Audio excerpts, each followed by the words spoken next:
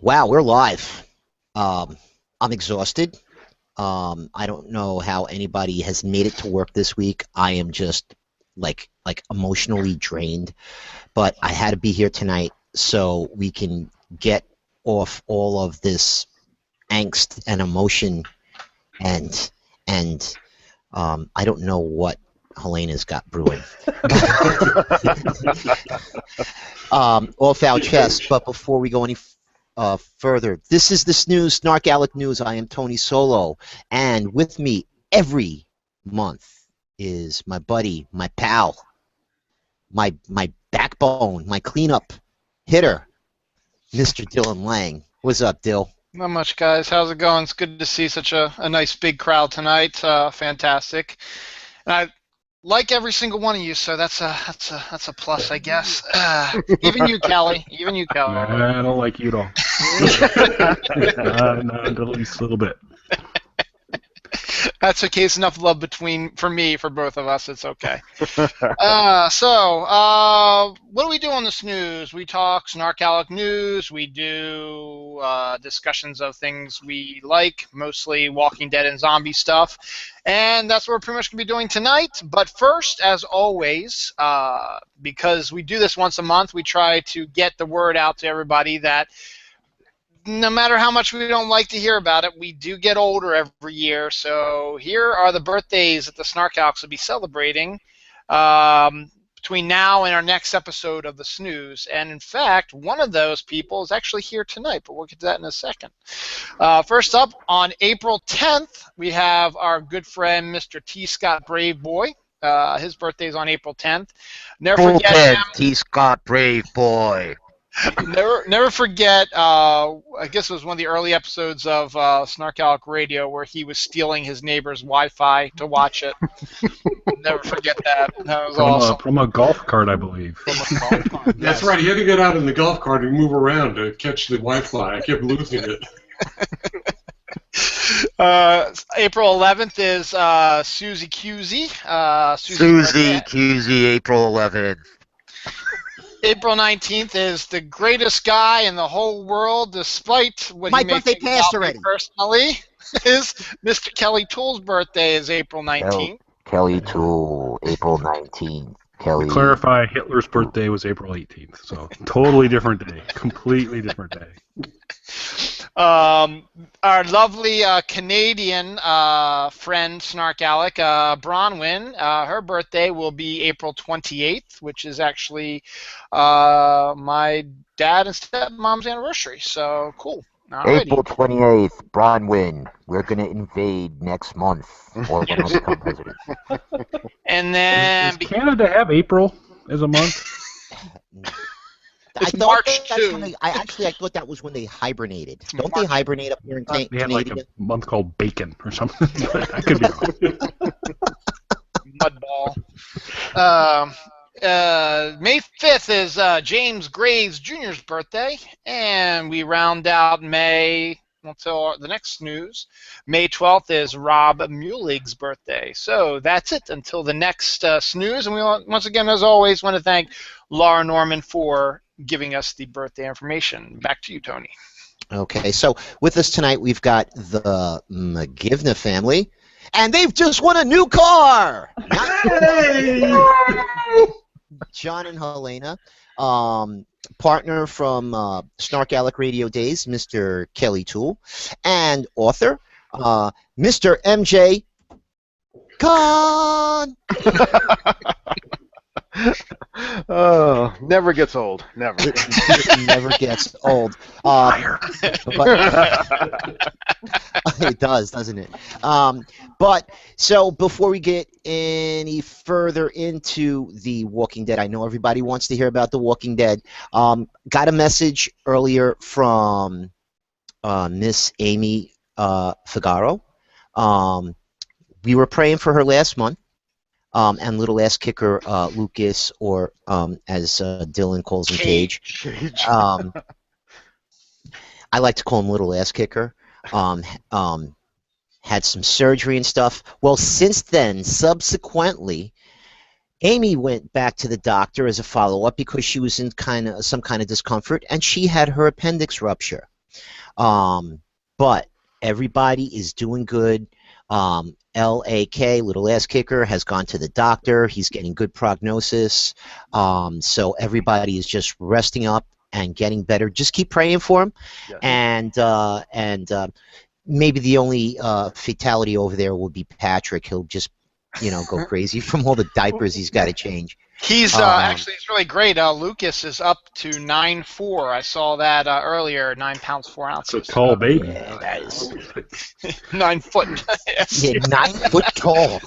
Yeah, Jeez. absolutely. Maybe they should have called him Sasquatch. No, he's Vladimir Drago, the scourge of Carpathia. The sorrow of Moldova. Actually, John, it's funny. Actually, looks like your cats are having their own little fight club behind They are. I got money bet on the street Listen, cat. John, just move out of the way and let us watch that. Every once in a while, just say something. Watch the cat. Oh, that's right. I don't like They cats. ran. One other tidbit before we get to Mr. Khan, because I want to talk to Mr. Khan about his books, more than one. Books. It's not one. It's multiple. On Saturday, last Saturday that just passed, Kelly sent out a tweet about this Rab-It thing. So, Kel, why don't you tell us what that is and what we could do with it, and maybe we could plan something for the future with it. I think that would be excellent. It's a really great site and web service, and it's rabb.it, and you go in, no charge to set an account up, and you get going on there, and it's something. You go way back in the day when the early days of live tweeting sci-fi radio or sci-fi movies on Saturday nights. A bunch of us were in there, alienating the rest of our timeline because there's this huge flood of shark-to-puss-related tweets that just kind of didn't make you friends. You'd kind of lose some followers and all that. And I know our good buddy Jeans and I talked a lot at that time about, can't we use Google Plus or something? We're really trying to find a way, and there never really was a good solution until Rabbit came along. And so Rabbit is just this fantastic environment. You sign up, and you get into it. You kind of have to connect up with people to make it easy to invite, to send them an invite. But basically, you can now set up a room that will hold up to 25 people. You can all get in there, and then one of those people can log into their Netflix account, their Hulu account, their Amazon Prime account, get something on YouTube, and basically live stream it for the whole group. So Patrick does a great job on the Late Night Movie Club, but it's a little dicey because it's like there's the big countdown to everybody start your movie on YouTube, 3, 2, 1, go.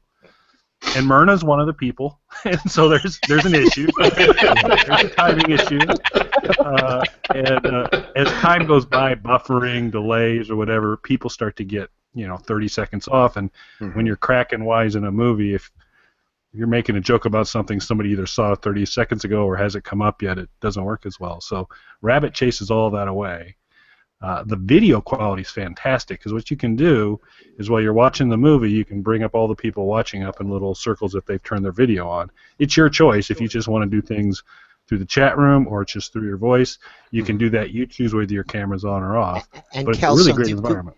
Did we have a little amusing incident that happened during Saturday's little? It was just me, Scott, Myrna, Jeans, and Kelly. And did we have a little amusing event that took place? Tell more, Tony. Oh, you don't remember? So no, I don't. Someone, I'm sure it will as soon as you go a little further. Someone who shall remain nameless did not turn off their mic.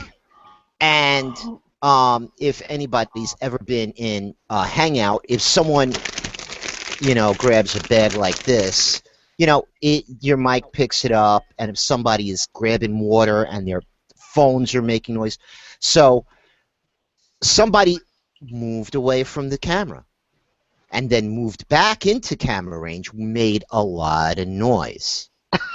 And everybody in the chat room was like,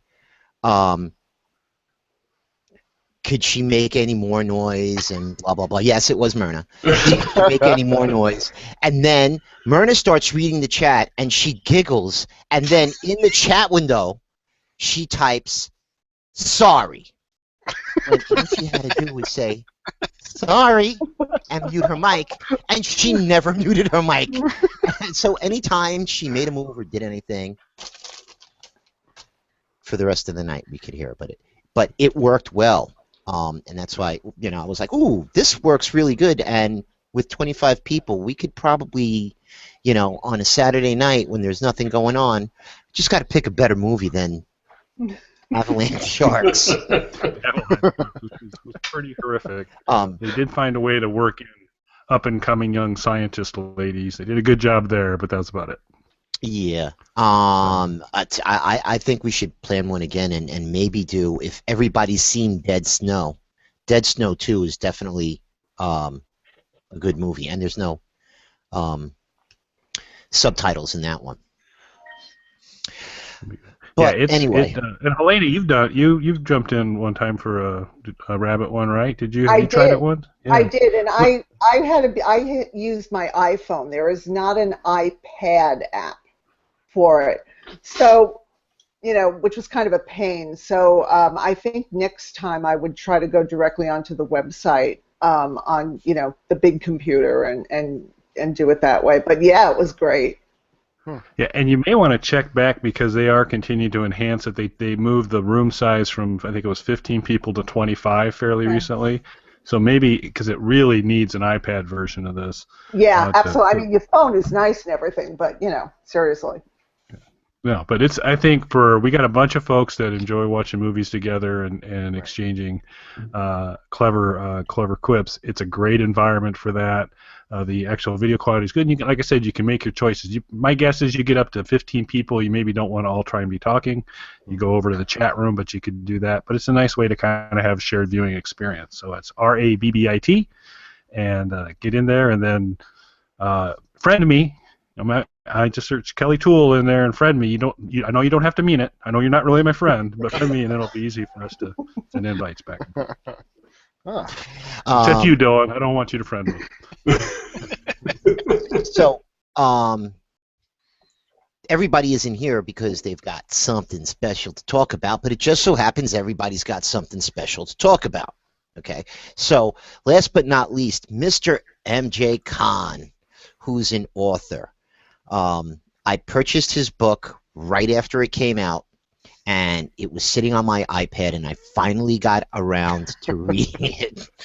And I was like, I love this book. And then I went out, and you published Second one. Yeah. a second one, and that was fairly recently. So how has that been received? Or tell everybody the name of your books and general.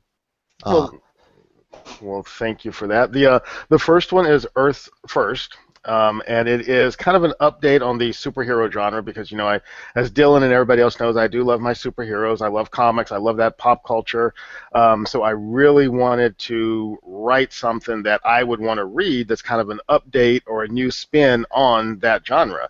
So, I wanted it to be heavy on characters as well as action, and a little more adult without, dumbing down the fun of it as well, if there can be some fun to that. And then the follow-up to it was Earth's First 2, Dark Days, and that one has actually been received very well. I'm halfway through the third one, and after I finish that one, that's when I'm going to start, running like some promos and really advertising it and hitting the circuit, because I've gotten a couple of invites to talk about it, but I kind of want to, get the entire series out and then start promoting it so that people have something to go to instead of just saying, oh, when's the next one, I'm like, okay, all three are there, now let's start moving them. For me, Tony, like a good fanboy that I am, I got Earth First, the first book, out when it first came out. I think Dawn and I were among the first people to get it and read it. And then when Earth First Book 2, Dark Days came out, got that and gotten through that and read all that, and have been anxiously waiting, MJ, for Book 3. When last I read in Dark Days, all my favorite characters, Mora and Star and all the others, were drinking the sake, bowing to the Emperor, and getting into the plane to attack the fleet. Yeah, but And, is Glenn dead? And then, yeah, he left me almost like somebody who writes for what is that show? Okay. What I show? should be so lucky. Okay, so, You know, I should so be so lucky. is So Helena I'm saying anxiously that you awaiting should book change your 3. name to MJ Kirkman? Is that what you're saying? Oh, I wish. But So yeah, I'm anxiously waiting for book 3. well, good. I'm glad you like it. You know, I mean, Yeah, I it's always enjoyed great both to of them. hear that, you know, that people actually. I mean, honestly, I was surprised. I get a lot of just random tweets and emails, and you know, oh, I really liked it. I'm like, okay, you know, because I haven't advertised it or anything, but I'm you know, kind of happy with it. So, you know, there's something there, maybe. Who knows? I really liked it. It's fast paced. Like the characters, good story. I like how these superheroes are vulnerable. And they really it's not like you know, in the story they're just coming into the power that they have, so they Right. don't know what they have, and they're growing with it. So it the only problem I have with it is that it's too short, like it's too quick of a read. Like, I mean, I started reading and I was like there should be more. Like, I want more. Like, there needs to be more. It's 100,000 words, so I'm glad you were able to get through it that fast. Well, there was actually words that had like 3 syllables in them, and you know, it's a good thing on my iPad I could highlight the word and then, you know, have Google like look it up and tell me what it is, so even I could understand. Wait, why did you just call Kelly and ask him? He's really good, but he's got all these web shows that he does. He's never available to answer my questions. It's a miracle I got him to come on the Snooze tonight. He's in demand. Yeah, he's going to be on Fox News later talking about, you know, No. potential presidential candidates, some kind of crap. So, for some reason, and I don't know if anybody else is experiencing this, I'm getting a freeze at the bottom of my screen that I'm not used to. Like, I'm not seeing people moving for a long time, so I don't know if there's an issue. Do you have or if- Dylan in kind of a jaunty little shoulder-up pose right now? 'Cause No, that's what he's drinking something. He's Ah. actually been frozen in a drink. And, I got him a little bit like this. So yeah. Now he's just confusing you because he is drinking something. Yeah. So, having done all of the preliminary stuff, the reason that I am so tired is that The Walking Dead was so emotionally draining. Yes. We need to really. I need to get a good night's sleep. I'm not losing sleep over it, over the cliffhanger. I just think, especially like the last 15 minutes of that show were pretty damn good. That I loved it. But let's start going around the room and let's rate the season and rate the finale. And I'm gonna go left to right for me. So starting with you, Dylan, so I could make sure you're still alive. The season, I was thinking about this a little bit. I guess the season for me would probably be like a 7-ish, I guess. And the finale was definitely, it was a 10. I love the finale. Okay. Wait, hold on. I got to get my pen. You're up next, Helena. Okay, so I'm going to give the season a 7. I'm going to give the finale a 1, just because Negan was so hot. Okay, we're going to have to explore that some more. John? Yeah, she keeps calling me Megan in the middle of the night. So maybe she wants you to hit her with a A bat. baseball bat. I mean, oh, man, there's such a tempting. Oh my God, I gotta get me a baseball bat.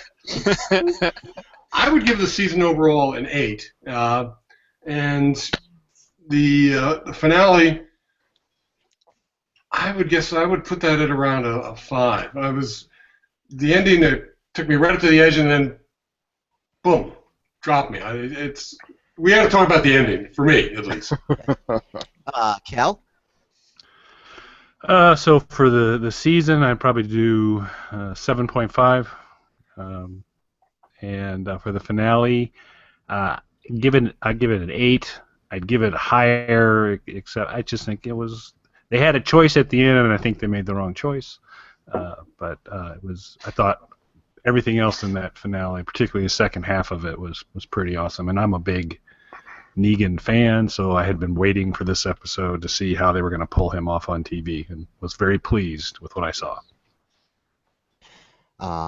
No surprise, I'm going to agree with Kelly about Negan. MJ? I'm going to give the season an 8.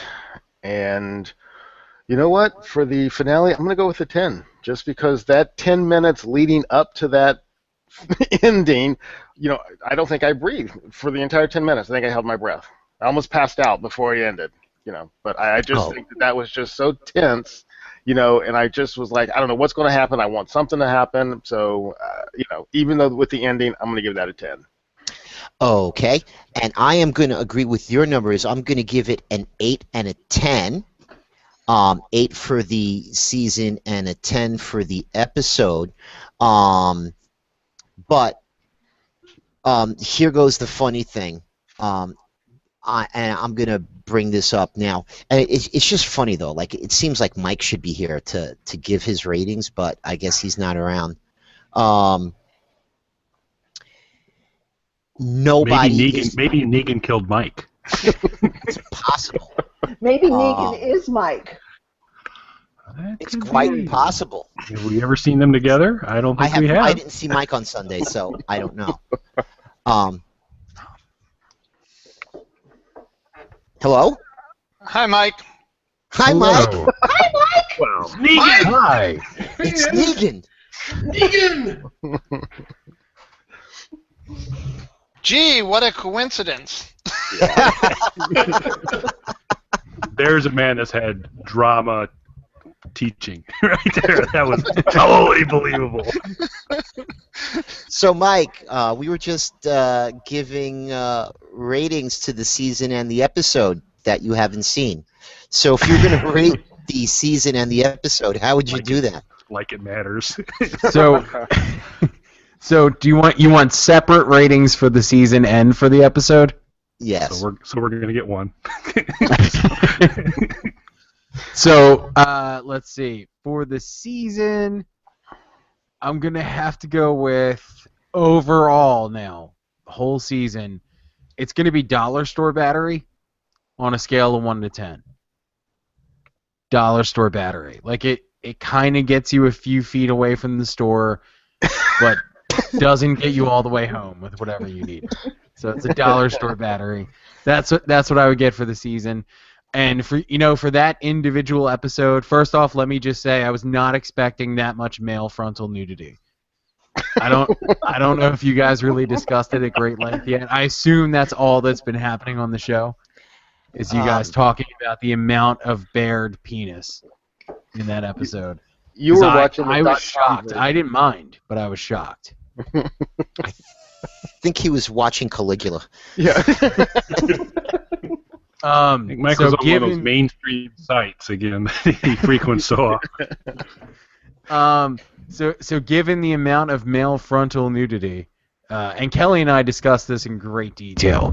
Were you nude at the time? After the episode. What did you say? Were you both of you nude at the time when you talked Well, about it? Time for John to go. Boo. Come out. Kelly and I often like to discuss things in the nude. So I'm going to have to give it, let's see, because the last episode was a little bit better, I'm going to give it a Walkman on a scale of 1 to 10. A Sony Walkman or a dollar store knockoff? So it's not a Sony Walkman, but it's not a dollar store knockoff either. Like, it's one of those in-between ones. So you get the dollar store batteries in it, a really good cassette tape, and you might make it around the block.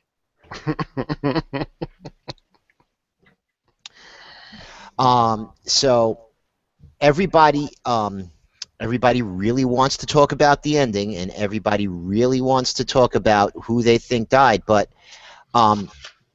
the funny thing is, you go to all the websites and you search the web, and nobody, absolutely nobody, is talking about Carol. Right. Everybody is talking about who died. Who died? I'm ready to And- talk about Carol. Me too. Okay, so And there's There one was- other thing we need to talk about before the ending too, but we should get to Carol first. But Okay. I have an important point to bring up. So as far as the season goes, I feel that the way Helena feels now about this finale is the way I felt about them not killing Glenn.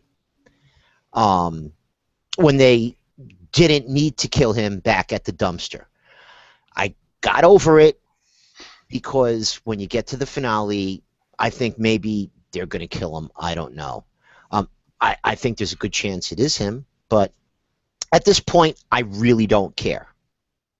I was really more compelled with the Carol story, and Rick. And the reason I was compelled with Rick was because A, Rick is stupid, and B, because I mean everybody. If you read the Walking Dead timeline, it's a trap, it's a trap, it's a trap. But every time they focused on Rick, he started to get a little bit more shaky, and I swear to God, I expected him to pull out that telephone when he was on his knees in front of Negan. I expected that phone to come Start out talking again. and start talking, and Lori to appear like on like Negan's shoulder, like a good Lori.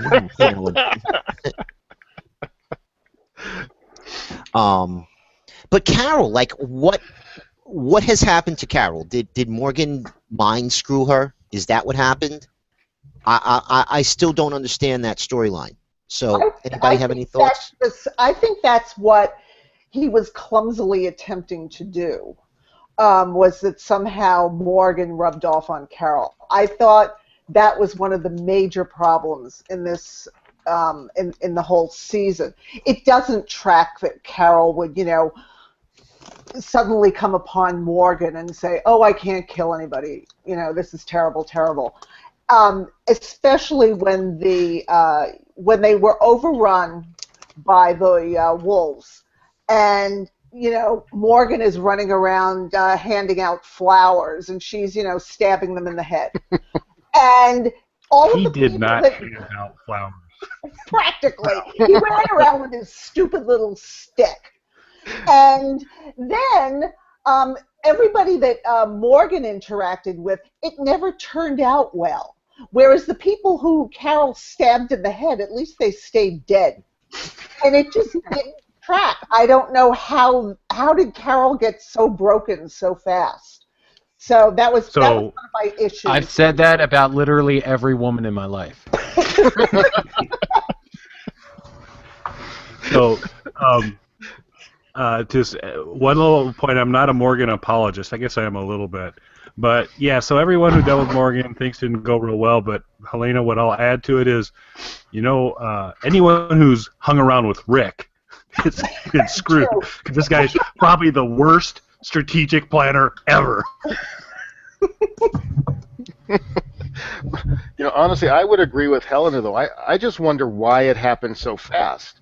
I mean, one minute she's saving the town. She's always been a protector. The next minute she's groveling around. She's crying. She's got her crucifix.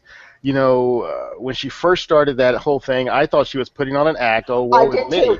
And she was trying to get some sympathy and get somebody to hug her so she could stab them closer in the chest or something.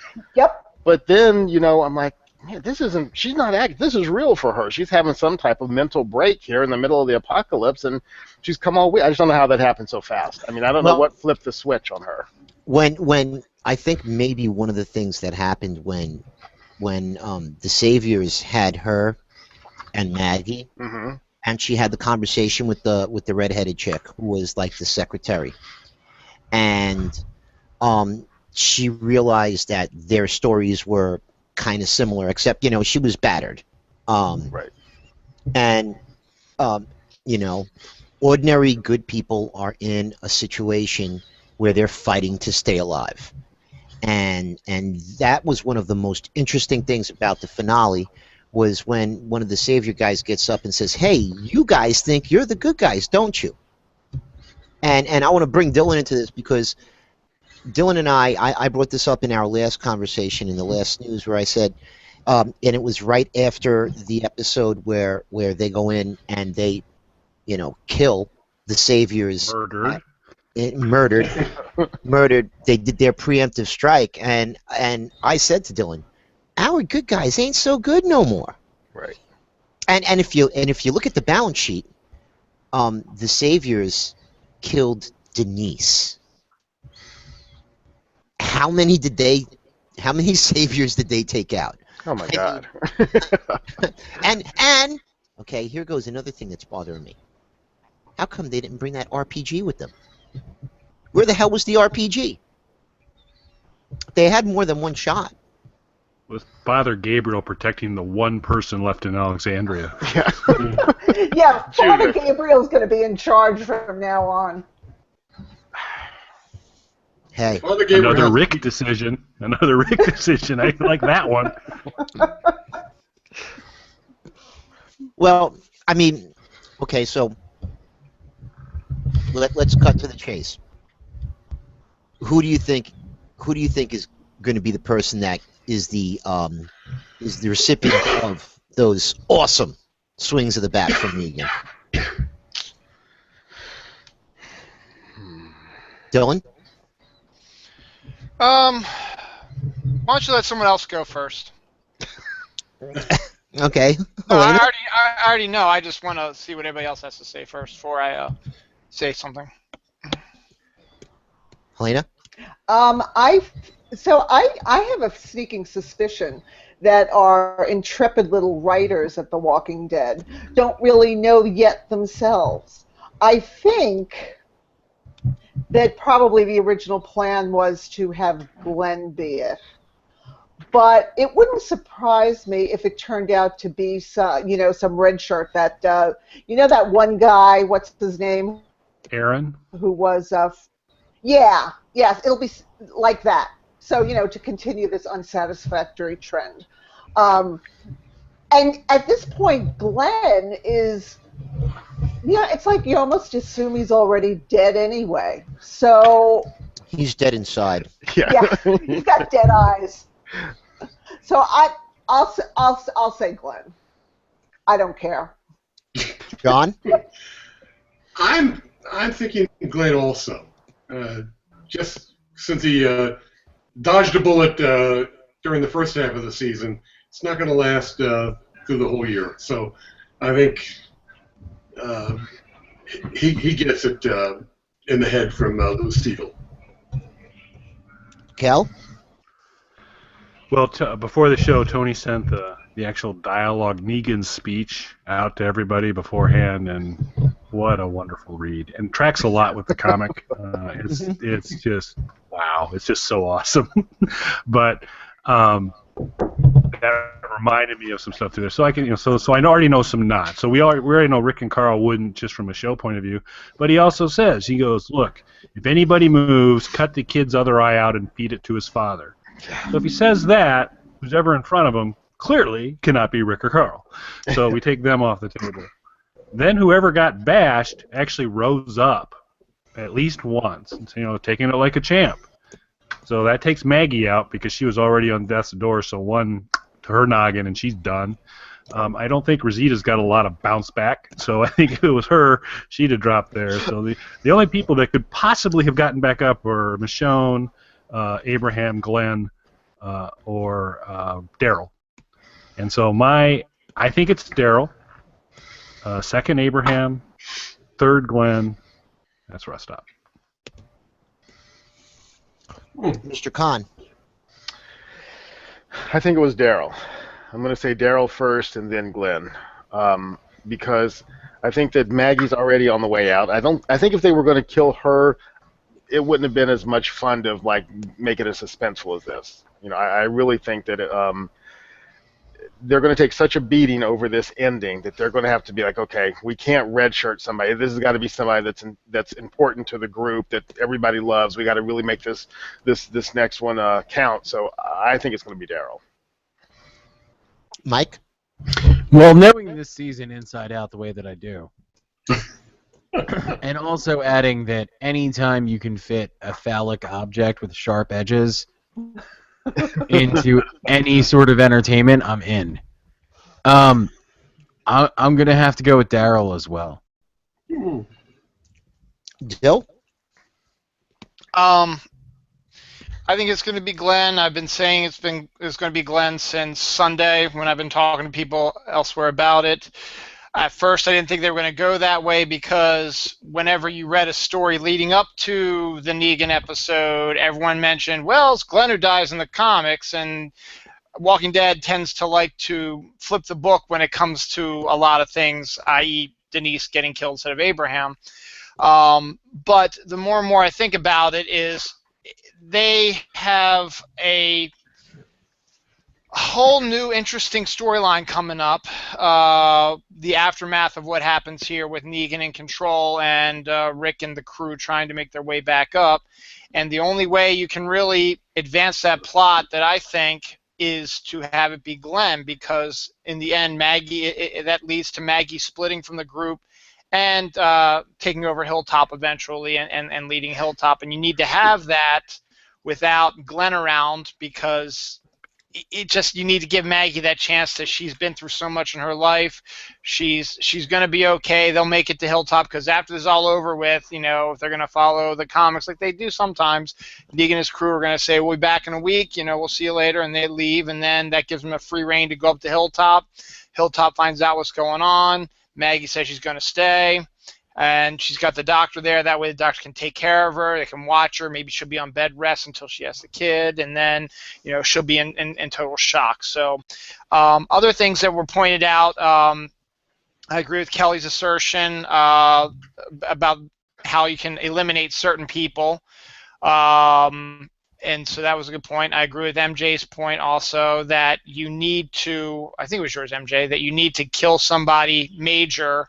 Right. After what a lot of people believe was a horrible ending. You can't have it be an Aaron, and I would even put a Eugene and even a Abraham in that, because right. Yeah, Abraham has sort of become a little bit more around, but he's still in the background a lot more, and he's still considered, to me anyway, more of a background player, whereas you need to have that intense character. You need to have it be a Glenn or a Daryl or a Michonne, right, in order for, if they want to appease their fan base that is angry about this ending. Also, another thing that happened at the end, during the beating, you actually hear a woman screaming. So to me, that would make it either be an Abraham or a Glenn. Yes, it's horrible to see anybody get their brains bashed in, but when you see, be it Sasha screaming for Abraham getting killed because of their relationship talk that they had earlier in the episode, or Maggie seeing Glenn, to me it seems more obvious that Maggie would be the one screaming her head off.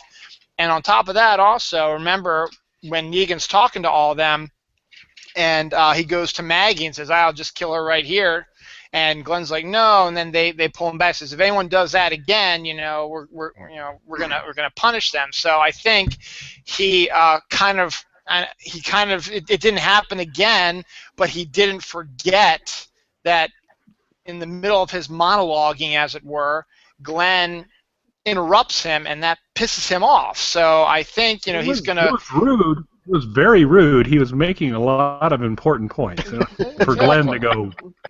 Exactly. Totally unacceptable. Exactly, it is. So that's why I think he wanted to on the onus said, yeah, I already know who I want to kill, but I'm gonna make it I'm gonna dig the knife in deeper, and then I'll settle on this guy, and then bash his head in. So I just think you can't advance Maggie's story without Glenn dying, and that's my 2 cents. Okay, so I'm gonna show you guys something while I tell you who I think it is, and hey, guess what? I'm gonna agree with Dylan. We talked about this during our last episode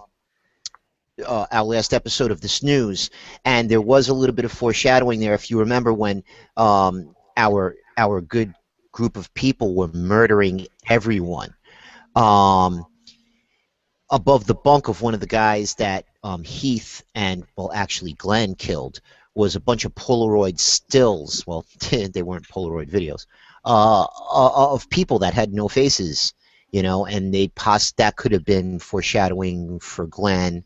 I think when they almost killed Glenn earlier in the season, that was kind of throwing a curveball to the comic readers to try and knock them off. But if you guys can see this picture, basically when Negan does his eeny, meeny, miny, mo, and I've seen a lot of speculation. There was one guy that went out and did this. There's another one of these that shows circles and arrows, and these people are safe and these people aren't. But basically, this is bullshit.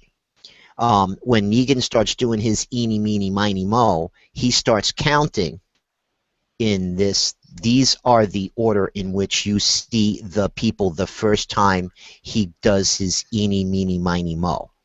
Okay? And so he starts at Rick and goes to the left, stops, and then jumps to the other side of Rick and goes to Aaron, and then goes to the end where Eugene is, and then comes back to Rosita and Glenn. And then after that, what happens is, and this one particular dude who posted this particular picture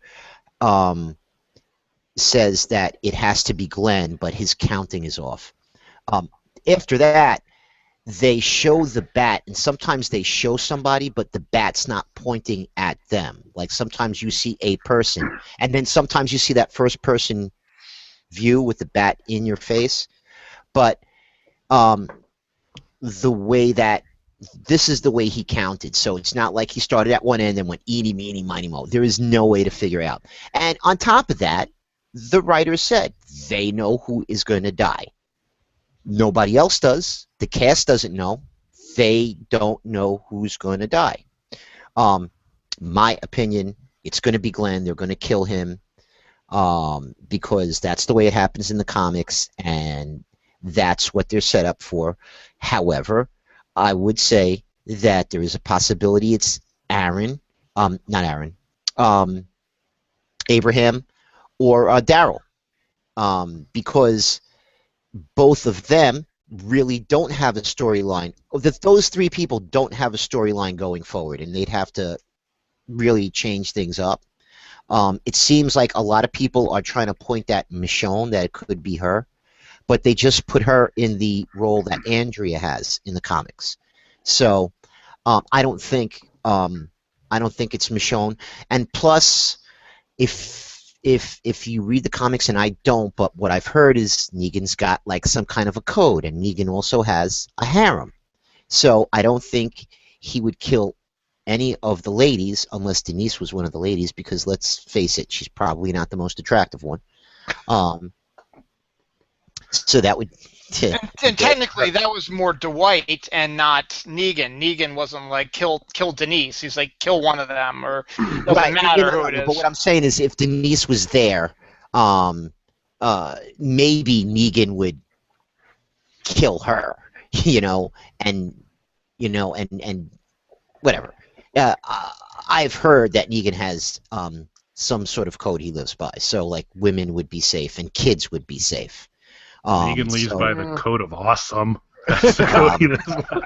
But his intro, I mean, and plus, the dude that stopped him the first time that said, "Hey, you guys think you're the good guys. Well, we think we're the good guys." And Dylan, our conversation, last news, I was like, our good guys ain't so good no more, and a hell of a lot more crap happened since then.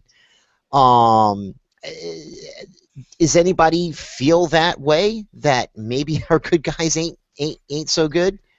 Well, I mean, honestly, I don't want to side with Negan, but at the same time, I understand exactly what he's saying when he's like, look, I've got my people here, we're minding our business.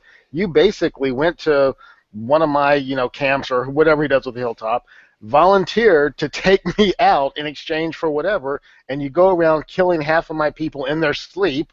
Then you murder another, so I got to kill one of you. We got to set things right. I mean, they've taken Rick out Welch is at on- least 30 people. Oh yeah, And they've I lost lost count. one. In the, Yeah. yeah, exactly. So I mean, and I'm not saying he's got to even the score, but I'm just saying, what happened to those questions that Rick used to always ask? How many walkers have you killed? How many people have you killed? He's like thrown that out the window. I mean, he's probably killed as many humans as he has walkers at this point. It's almost like Rick can't tell the difference now between the humans and the walkers, Right. which are the real enemies. Yeah. I mean, just anybody who doesn't agree with him anymore is in his way. Well, hey, I got to get rid of these people. Yeah. Well, isn't it true that Kirkman said way back when that he wanted to show that if something like this ever really did happen, the biggest threat to people would be people. That's the whole point of the series. Yeah, the zombies was always a secondary thing to him. The zombies weren't really going to be his main focus, and he said that a number of times. He's mostly wanted to focus on how humanity changes, and those people who are good, how when coming upon a situation that they can't control or is different for them, and they need to make some choices for their survival, will they make the choices for them to survive, or will they make the choices that they're going to just try to keep with their code and they'll end up dead or being a zombie? Now, Kirkman's also said, hypothetically, this could obviously change because we know how writers are, right, MJ? That if he ever decided to end the series, and he has no intention of doing it anytime soon, but he has said in an interview not too long ago, he said, look, when I end the series, it's going to end on, people aren't going to expect this, but it's going to end on a happy note. It's going to be somehow the zombie plague or whatever is going to be wiped out, humanity's going to survive, and they're going to rebuild, and everything's going to be bright and beautiful again. He said that before, because right now what he's doing is he's digging into the dark underbelly and bringing out, and making a statement that anybody can be turned evil or bad in order to survive. And that's where evil and bad gets to be sort of a shade of gray, because you want to survive. Because let's face it, let's not say Negan's a good guy. Yes, he helps people like that, but he's also taking stuff from them. They're his employees, and he's taking half of their stuff. So he's not like some guy who's going giving around them work. Work makes you better. Well,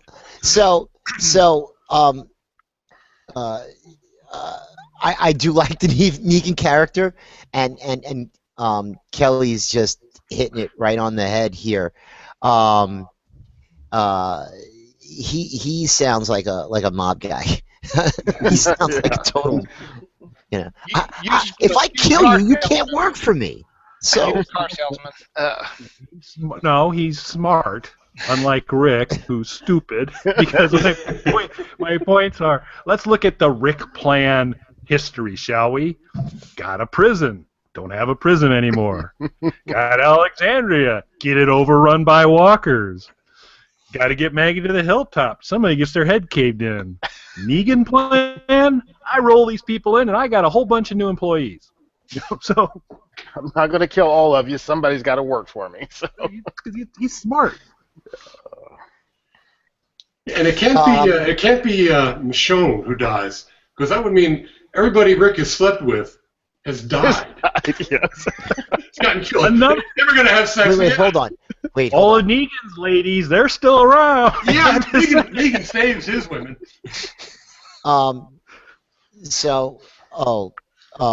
One of the things that I've heard, and this is pointing right at you, Scott McDonald. Okay, Daryl did not sell his house in Atlanta. He was living in a house that he was renting that went up for sale. So it wasn't his house to begin with. So, and this happened early last year, and so that's not pointing to it being Daryl, Mr. Scott McDonald. But it happens every year. But he has a new It happens show every coming out. year. Because, hey, guess what? It's a house. It's worth a couple of $100,000. Norman Reedus stayed there for 6 months. Now they're going to try and cash in and, get a fan to say, hey, Norman Reedus farted in this bed. We still got the dirty sheets on it. She Ooh, didn't want to buy double this ooh. house. But apparently Norman Reedus has a new show coming out next Oh season. yeah, and the same Or thing he's, with Sasha. Yeah, Sasha's gonna leave the show because she's got another show she's gonna be on. Yeah, 2 seasons ago she was a friggin' prego running around going to all over the place with Bob, and she's still around. Yeah. Isn't the Norman Reedus show where he goes around and farts in people's beds? Is that what it is? I think he rides his motorcycle around and farts as he's driving through town.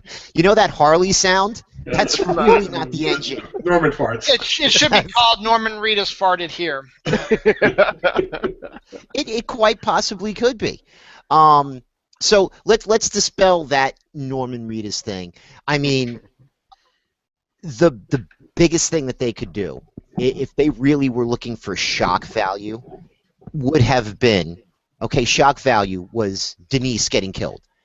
Okay? And well, first of all, hey, why did everybody think that it was a good idea to stop and have a very loud conversation in the woods? And, oh, by the way, let's make as much noise as we possibly can. And then all of a sudden you hear a little whistle. And you're surrounded by saviors. I thought Daryl was supposed to be this like major woodsman tracker type guy. Okay? Wait, How wasn't he could the one Dwight- that said, do not get on the tracks? Yep.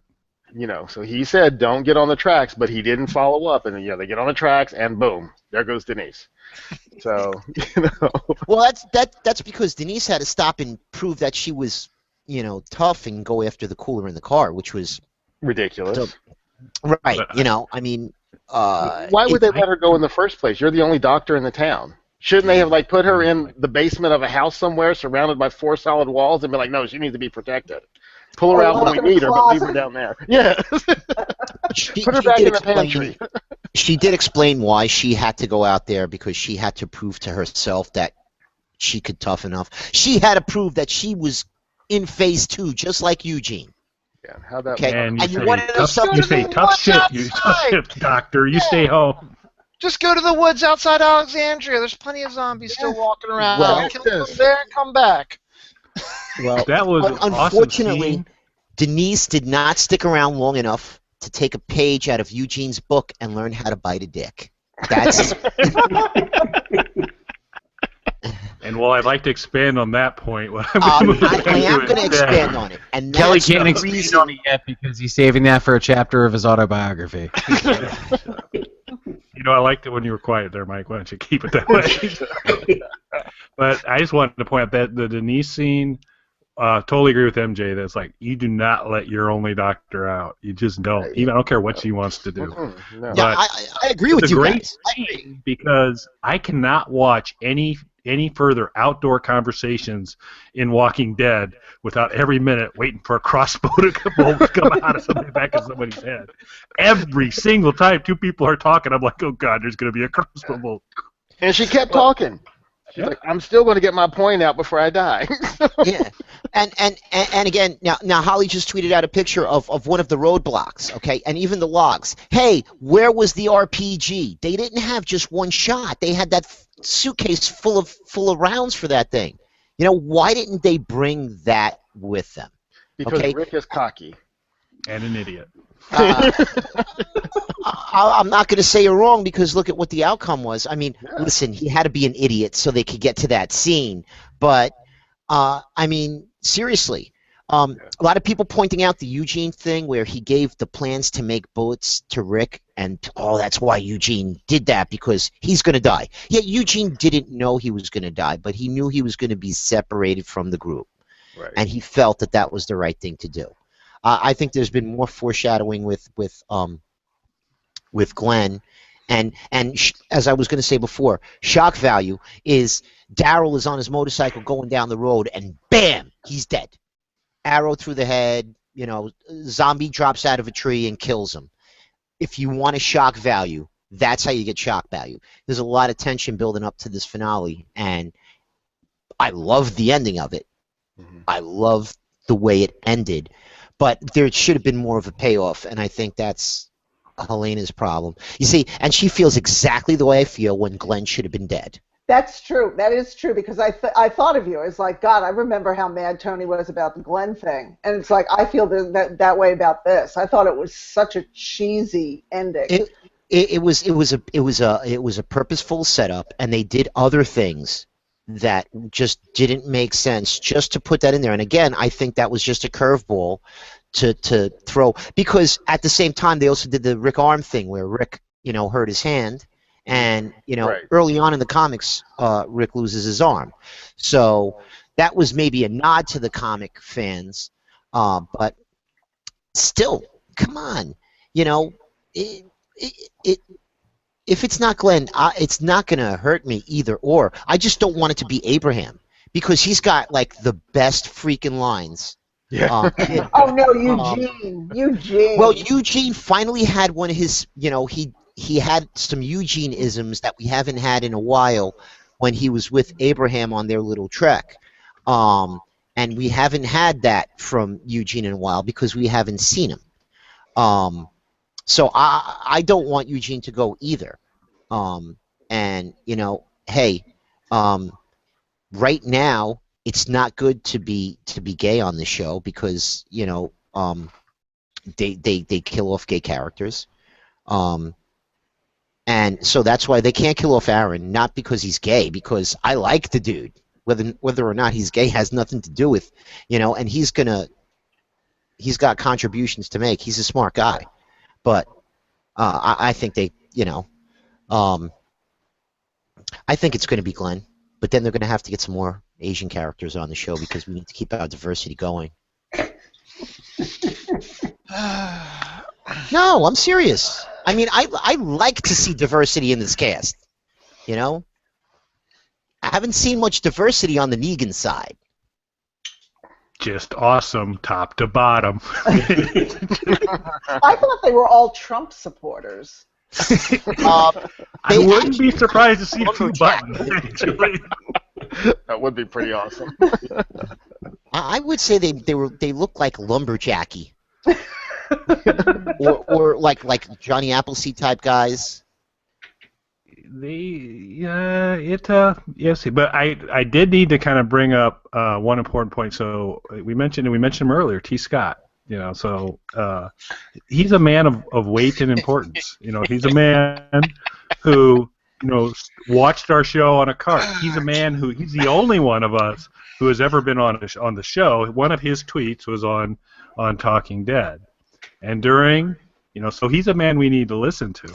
And during the final episode, he pointed out what should be obvious to all of us, that is, if Rick's gang had a hot air balloon, none of these issues would have happened. They would have been able to float Maggie right to the hilltop, and everything would have been fine. Seriously, so thank you, T. Scott. I didn't bring it up. T. Scott stated the obvious. Then we would have had no show, but or somebody could have shot the balloon, and then they would have all died. That would have been Rick's luck. He would have shot the balloon accidentally. So yeah, he'd been waving his gun around. He'd have been just like, woo, So just I just want to, and I think I may have pointed this out to Kelly before, but I'm going to point it out again. A fire truck would have worked a hell of a lot better. In these circumstances, because all they would have had to do was blast those cars out of the way, like the way they ripped open those. Because guess what? That kind of water pressure, it ripped open those zombies. It will rip open people too. So they could have used a fire truck. Okay, and hot air balloon. What do you think the chances that the wind was blowing in the right direction for where you want to go? Because that's the biggest drawback to a hot air balloon. You send it up, and now you're... Well, we all know weather patterns. Hot air travels towards hills, and they needed to go to where? The hilltop. So it all would have worked just fine. Not a problem. Okay. Science. I do have a question I want to ask everybody, and maybe I missed something, but was it just to? I guess it's just to build up the stress or whatever. But when they went to the first roadblock, weren't they outnumbering the guys that were there? And when they weren't, if Maggie's in such pain and agony, and they want to get to the hilltop, Just plow through those sons of bitches. That's what I was thinking. There weren't that many. The cars were Now- kind of parked now- at an angle. Exactly. And now is not the time to say, you know what, maybe we should start thinking about maybe we shouldn't kill all these people. No, you've already killed a ton of those people. Why don't you just keep going and killing some more? You got to get Maggie to the hospital. I don't That's know. where it might have been handy not to have an idiot in charge. I think Dylan's brought up a good lesson for any kids watching, though. If you've already killed some people, go ahead and kill some more. In for a penny, in for a pound. Exactly. Okay. Well, But Kelly is right. If Rick had been any kind of a leader, he would have known that he was just like 30 miles from Quantico, gone down to the Marine base, picked up a bunch of Stryker APCs, and blown the shit out of Megan. Well, you see, the problem is Rick was not had not been informed at that point what the New World Order was. So he finally did learn what the New World Order was, and the first lesson he had to learn was killing Negan's people wasn't cool. Right. And then killing more of Negan's people was still not cool. And what did he say? Because I'm looking at the quotes now. The New World Order. Here it goes. Pay attention. Give me your shit, or I will kill you. Today was career day. It's that simple. Give me your shit. Easy to understand, even for dumb Rick. So this is good. If I was one of Rick's crew, I would have just started emptying out my pockets and be like, here you go, here you go. Here's all the shit I got. Take it. That's kind of Rick's idea, by the way. Just whatever You work for me now. You have shit, you give it to me. That's your job. Now, I know this is a mighty big, nasty pill to swallow, but swallow it you most certainly will. Look at me not making a Kelly joke there. Personal growth. Congratulations, Mike. I want you to work for me. That's why I can't kill you. Paraphrased that earlier. I'm not growing a garden, but you kill my people, a whole damn lot of them, more than I'm comfortable with. And for that, you're going to pay. Kelly, what's the body count that you're most comfortable with? Like, where's your cutoff? For... Like, if people are going around murdering those close to you, what's the cutoff? When do you get mad? When do I get mad? When am I uncomfortable with the number of people they killed? Yeah. So I think my number's lower than Negan's. So I'm pretty certain of that. Yeah. I would get to the first assault would get me upset. I wouldn't even, let it get to the murder part. But so we kind of talked about. Did we not bring up anything that you wanted to speak about, Helena? The one thing I would like to speak about are the logistics.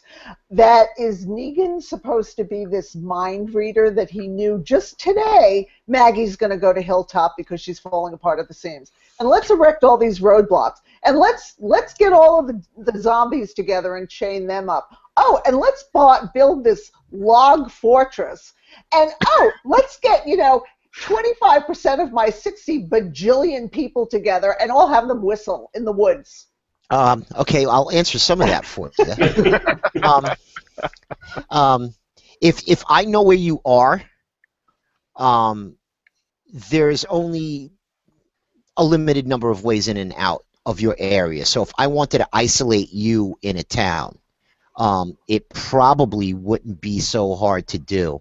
And they couldn't man all of the roads, so that's why they put logs on one road. You ain't going to get there from here.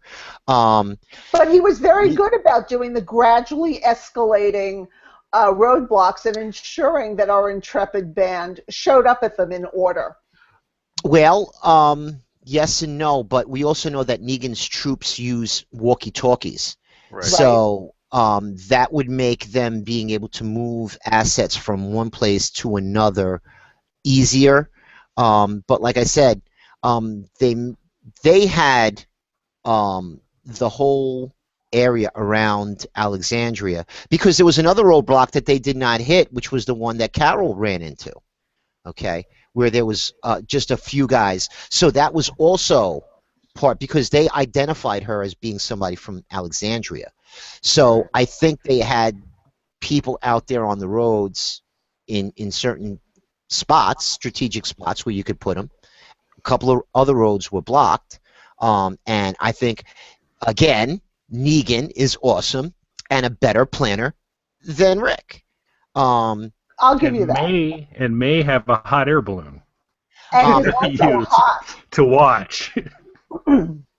And I'm sure that the first thing that I would have done had I been in charge of Alexandria, once we all got back and we knew about these saviors, I would have had people kind of sneaking around in the forest trying to figure out if there was people watching us. And guess what? They were being watched. So it would not be a big surprise if they would have had people close by Alexandria seeing vehicles leave and people on walkie-talkies saying, okay, there's a car going in this direction. They don't have to show that. They've showed them using walkie-talkies enough before where it's not that far-fetched. And I do agree with you. I mean, where the hell is Negan held up? And why are they just running into these people now? Because it does seem like there are a bajillion of them. Mm-hmm. So it is a, you know, you do pose some good questions, but again, fire truck would have solved so many of these problems. Now, does anybody think that the wolves are anyway associated with Negan's bunch? Are they kind of like Negan's berserkers, perhaps? No, I don't think so. No? I think Okay. my theory on that is I think they're going to reappear in about 2 seasons if the show continues in the direction they're going to, because what happens in the comics is they do take a 2-year jump and they enter a new bad guy crew called the Whisperers, WW, you know? I think these guys can become Whisperers. They're kind of crazy too, right, Kel?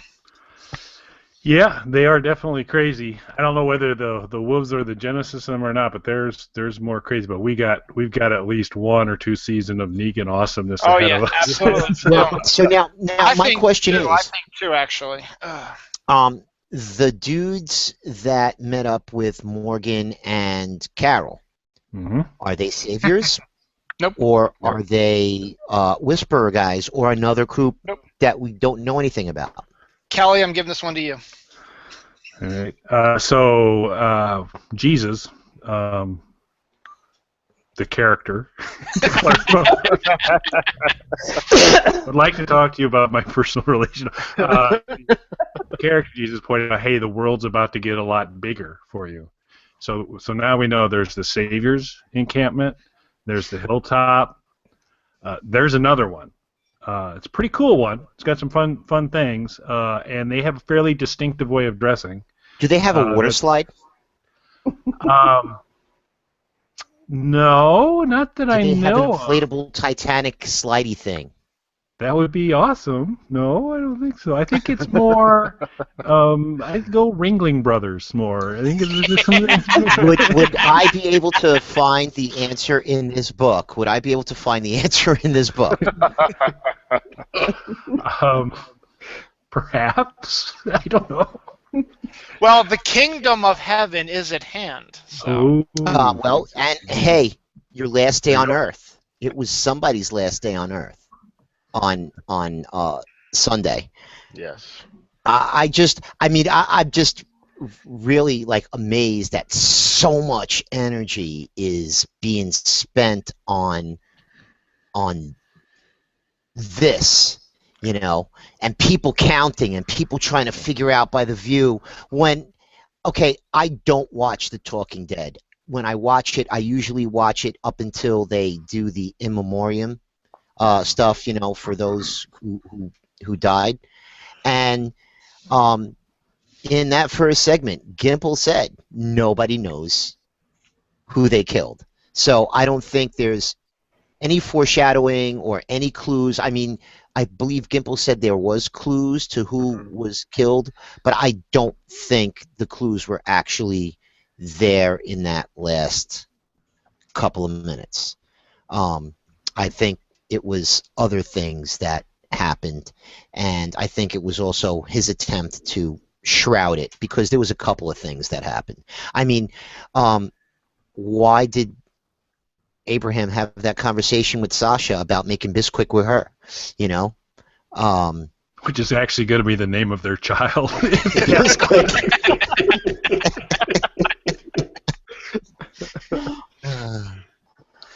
Oh, that would be so funny. But yeah, I mean, we were talking about Carol and we got off the track earlier. I mean, I still don't understand. That whole storyline is a little bit of a puzzle to me. I don't know. It's discombobulated. At this point, isn't Carol no longer in the comics? Or yeah, is she... Oh yeah, she's been way out of it. She was still, she stayed until the jail sequence, but Yep. this was before the governor. Actually, it was all the stuff that happened. She was a lot worse. She was a lot worse in the comics. I hated her character in the comics. I despised her. But I guess I can understand what Kirkman was trying to say, I guess, but still, I hated the character of Carol. And then we get this Carol who's awesome. And I agree. I think this storyline, you can chalk it up if you want to, and I'm sure you will, Helena, to cheap writing and bad writing. They needed to shoehorn some character development into Carol because there's really not much more they could do with Carol because, look, she started off as a victim. She got stronger. Then she became the badass that she is. And then when the damn kid who couldn't stop calling his mommy dies, you know, she doesn't know.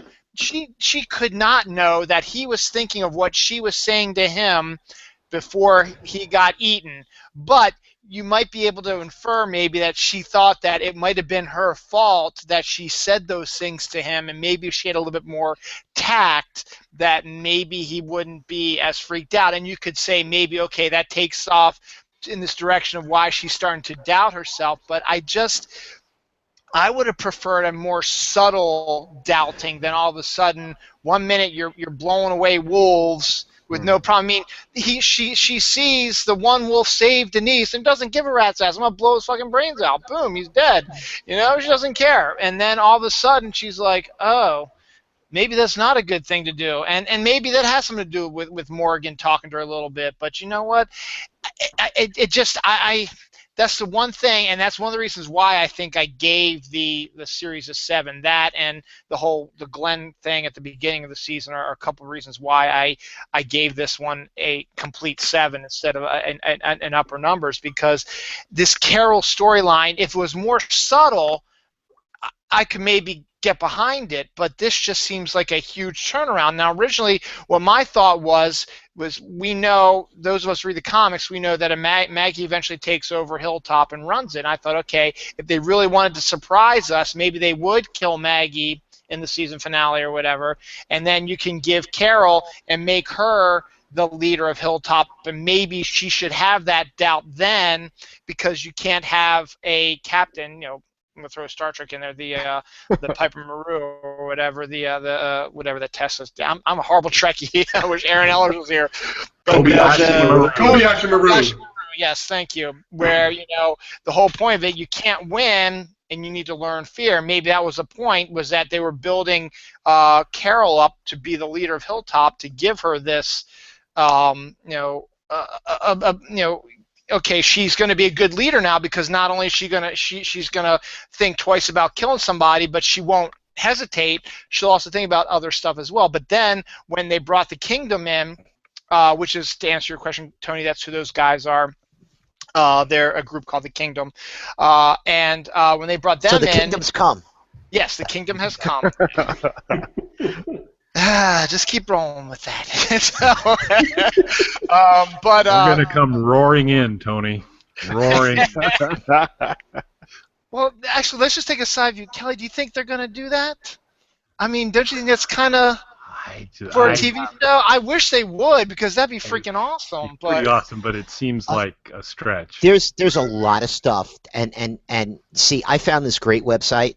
I haven't read the comics, but there's a timeline that you could read, and it has a synopsis of what happens in every issue that has been published. So I have looked ahead, and I've looked back, and a hell of a lot more stuff happens in the comics, and there's a hell of a lot more comic characters in the comics than we've got on the show. Right. But it's the main storyline that is kind of guiding the TV show. And they'd have to have more than 16 episodes. They'd have to blow it up to a full 24 if they really wanted to cover it the way it is. And even then, I don't know if that would be enough. But they're at episode 100. I mean, so they're at issue 100 in the TV show now, and I think in the actual comic itself, it's like 150. 153 just came out this week, so yeah. Well, see, the timeline that I've read actually has it in days, and I don't know if they take into account time jumps, but I think it's just days in the comics. So, how much time has elapsed in the comics from day 0 to where they are now? Do you guys know? Well, they had that 2-year jump at the end of All Out War and where they are now with the Whisperer. So there was a 2-year jump there. And then, let me see, they had... see, the thing is, with the comics, and this is one of the things I wish they would do, is I'd like to see the TV show investigate what they do during the winter. They've never done that. Whereas with the comics, they've done that a bunch of times, and it's actually kind of interesting with the zombies basically almost going into hibernation. I guess it wouldn't make for good television because they're just standing there like zombie sickles, not really moving. But so I would say, no, Kelly would say maybe 5-6 years. I tried to use Carl as the kind of gauge from how old he was when this thing started to how, and so that does feel like that's between 8 years tops, but probably closer to 6, I think. Well, the day count in the timeline. How old is Carl in the comic books? What's that? Pardon? How old is Carl in the comics? He starts off 8 or 9. Yeah, really young, and he's like in his teens now, 15, something like that. Yeah, he's 14 or 15 now, I think. Yeah. So the timeline that I'm telling you that I look at counts days. So they count elapsed time in the book. So they're not counting time jump, and they're into like 1,467 days, and if you divide that by 3, it turns out to be almost 4 years elapsed time that they tell you about. So if there's a 2-year jump, it's 6 years. 6 years. And right now we're less than halfway through to where the books are, because when I look at that timeline, I see Negan popping in around day 500 or so, or maybe even earlier. I'd have to find it, and I don't feel like looking for it right now. But it's interesting to hear what actually happens in the because what I'm reading is just a synopsis of what happens between the characters and stuff. So I know some of the stuff that's supposed to happen, and they're also talking about a lot of characters that never existed. Before we go on, I want to give you some of the submissions that we had for people that are going to people's predictions of who died. So we got one, and I didn't ask people to post because I wanted to try something interesting to see if I could figure out who was actually doing the posting. So we've got one. Sasha, it would have most impact on Rick. She is between Rick and Carl. Rick needs to get her blood on him and to think is Carl for a split second. So that same person posted again. I have reevaluated. I watched it again, stopping it over and over, using tree placement, the skinny one. It got to be Abraham. changing from Sasha to Abraham. So this is how I know it's the same person who predicted Sasha. So, Dylan, I'm going to ask you, do you know who posted that? Is it Myrna? I Gotta have be no Myrna. idea. Does everybody think that that's Myrna? That's gotta be Myrna.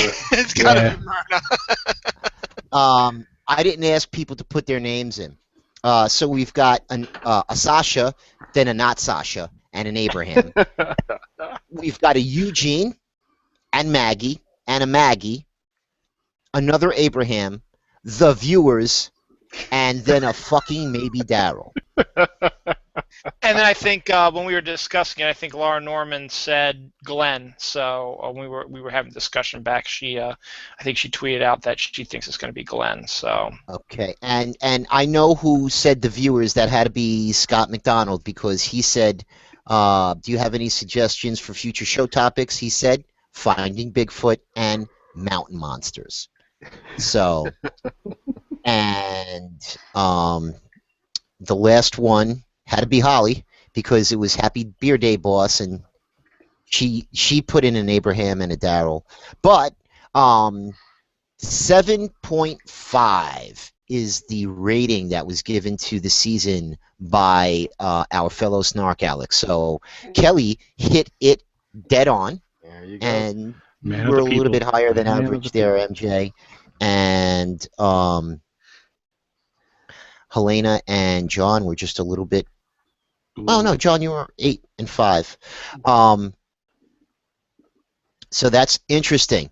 So before the show, I asked you guys if anybody was watching Flight 462, and if you guys were looking forward to. And right now, it is 50-50 as far as responses for who is looking forward to. Actually, now it's 60-40. We've got 60-40 yes over no of people wanting to know or looking forward to Fear the Walking Dead.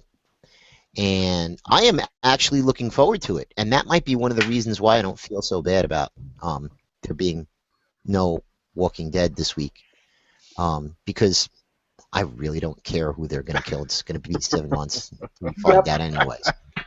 Somebody will tell me, I guess. We'll find out. I mean, I think only Helena's October. saying she's never going to watch it again. So I think I might hate watch it and just make comments about what the zombies are wearing. If you want to talk about the Jones Rivers of Zombiedom. Well, that could be fun, actually. I was telling Mike about it, and I don't know if it came on again, and I mentioned it to Kelly, but Dead 7, probably the worst movie ever. Yes. Without a doubt, and I could not even, I was going to say some really vicious shit, and then all of a sudden I see a tweet from David Michael Latt, and I'm like, oh yeah, I don't want to fucking shit on the asylum. But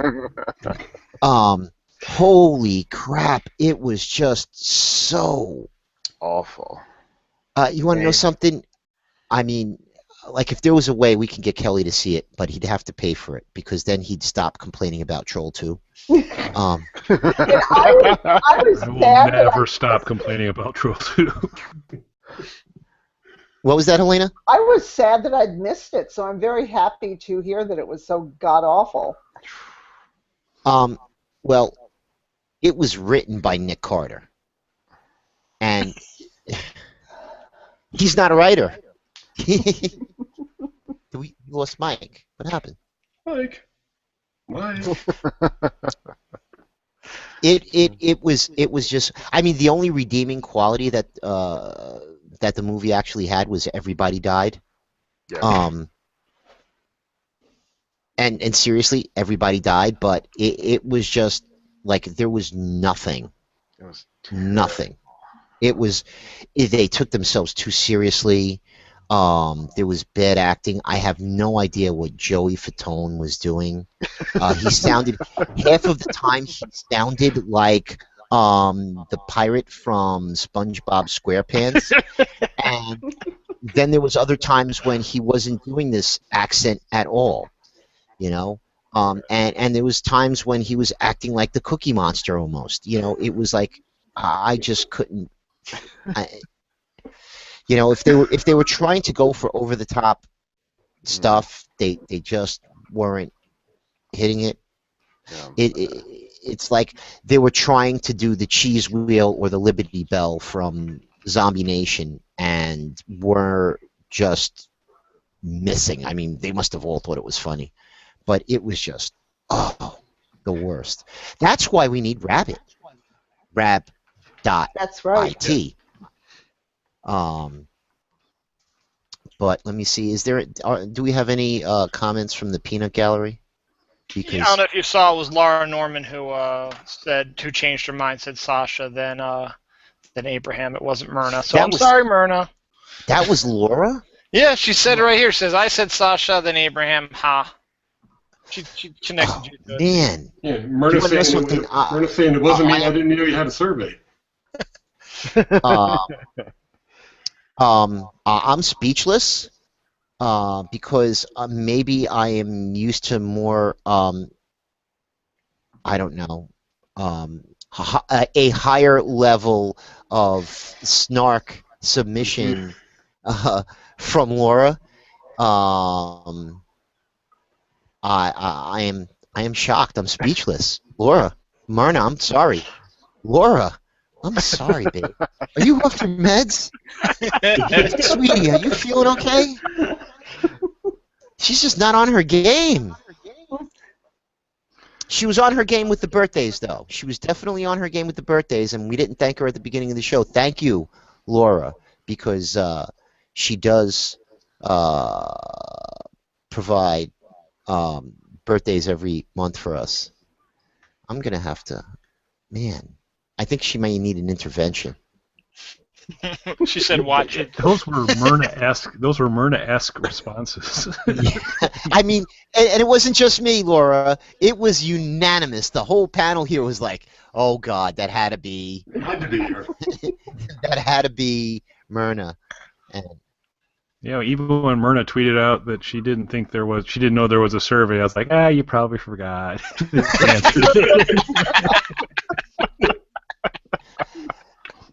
Whenever there's going to be a snooze, I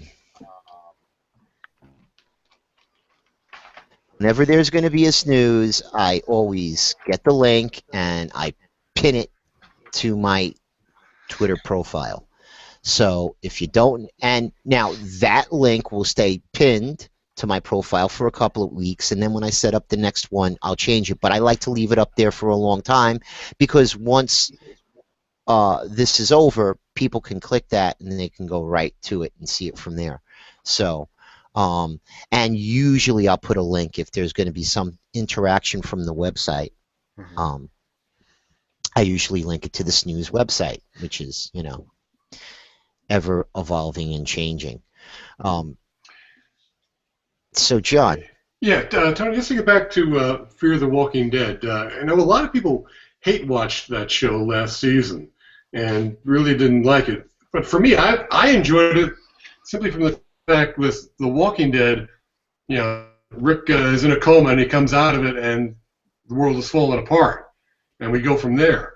With Fear the Walking Dead, you get an understanding of how a society can actually fall apart in a plague or any kind of disaster.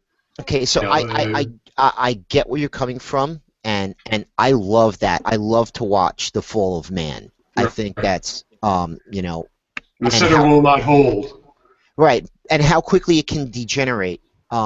Except the way it happened in Fear was just way too quick.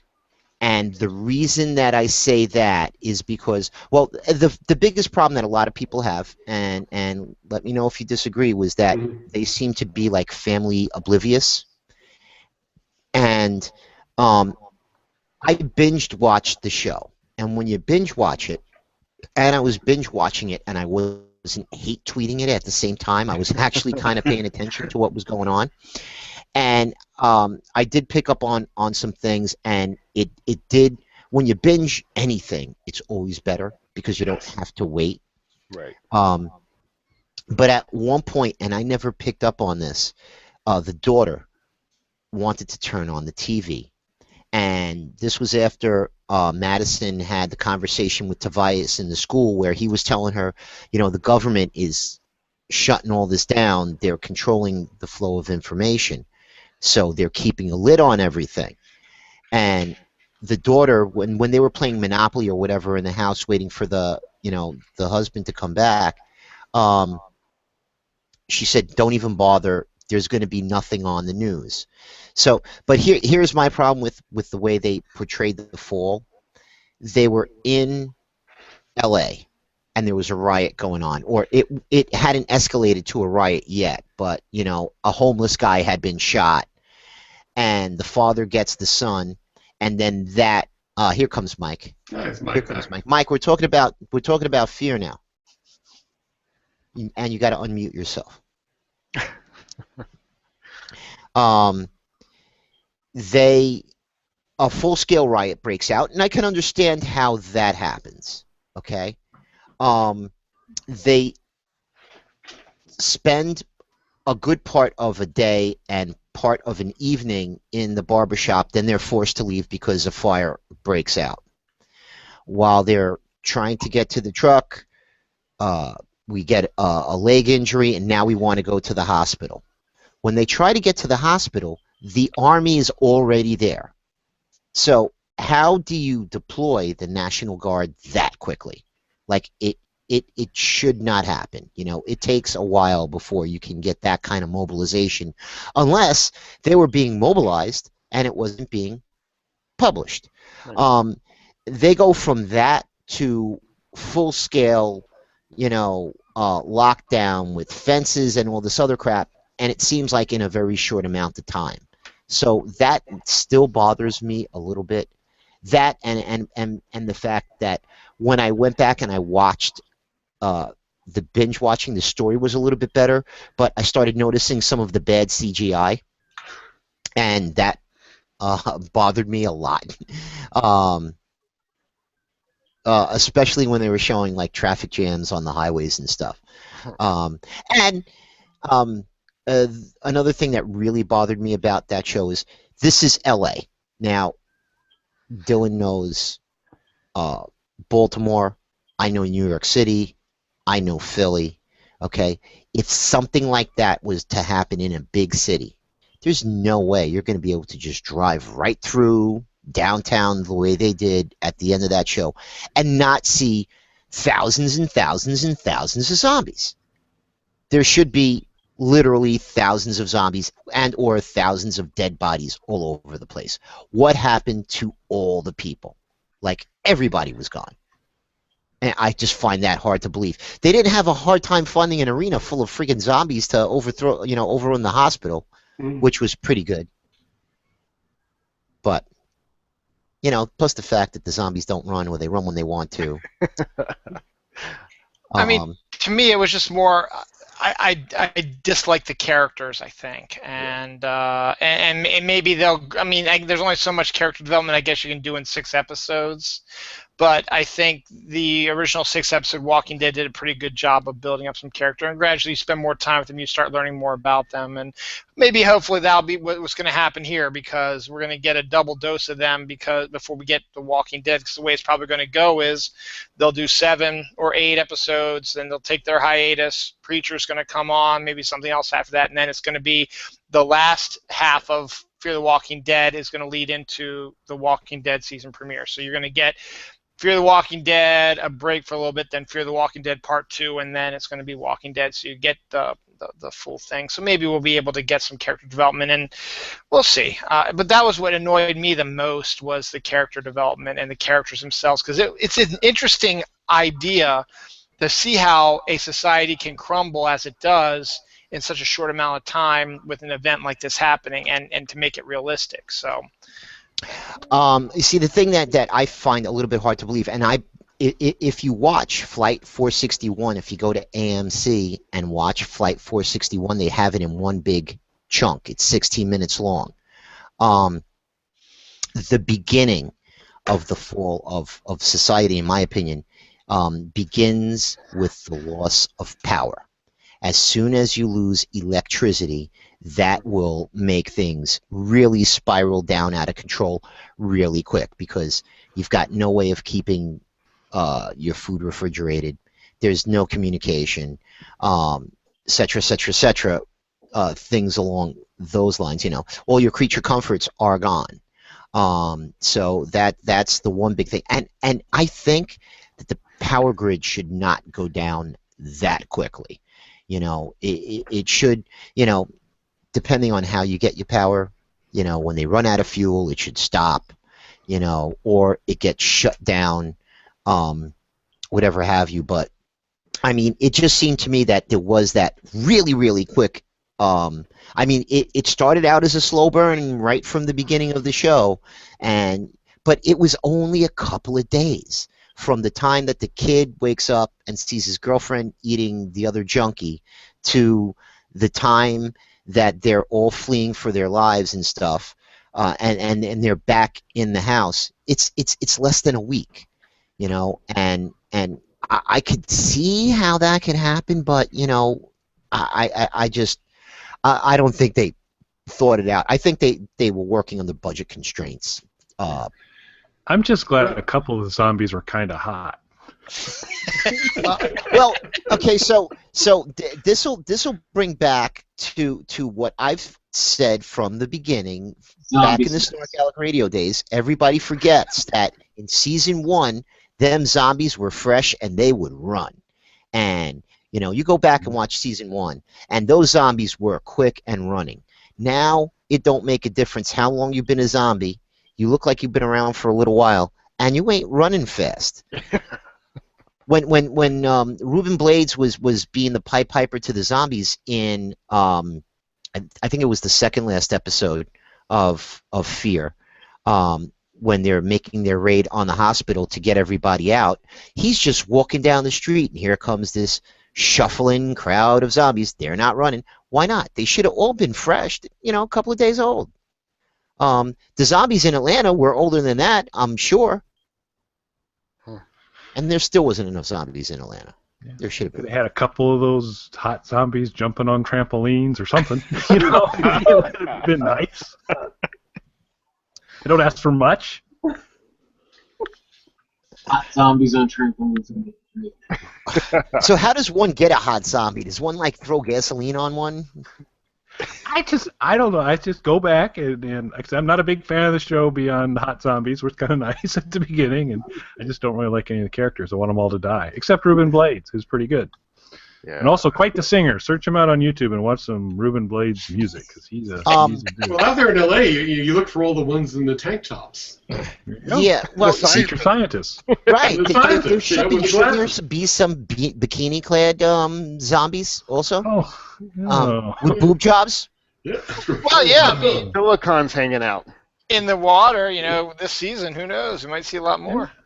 Well, I mean, I'm just saying that, from what I've heard, every lady out there in LA has got a boob job, and so everybody's walking around with flotation devices. So what's your source there, Tony? Help me understand. So who's providing you the update? I don't know. Is that first-hand observation? No, I've actually been out to LA once, and I really didn't care for it. I really didn't. I was out there. It was like, yeah, In-N-Out Burger. This is like, yeah, it went in and came right out. You know what I mean?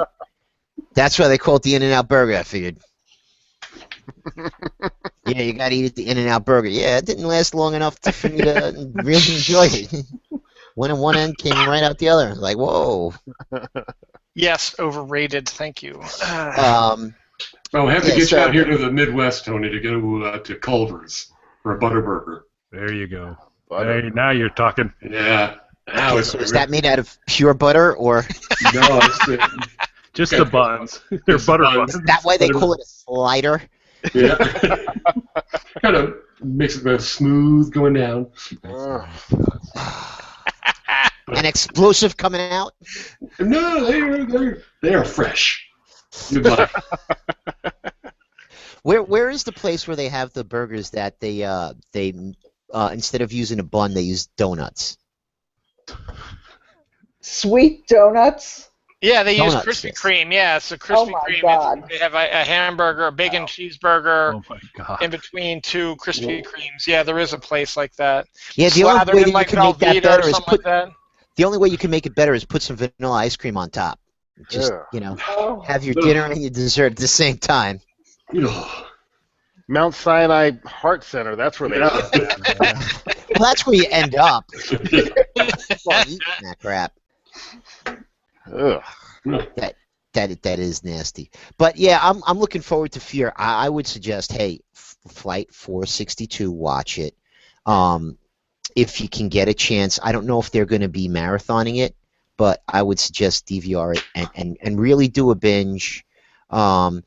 We hate teens. The way they portray teens in every sci-fi movie is the way that they portray the two kids in this, kind of self-absorbed, you know. But let's see how they change, you know. I'm It with will Dylan be, on it. I just did not like the characters at all in that, and for some reason, I couldn't get vested in them enough to care.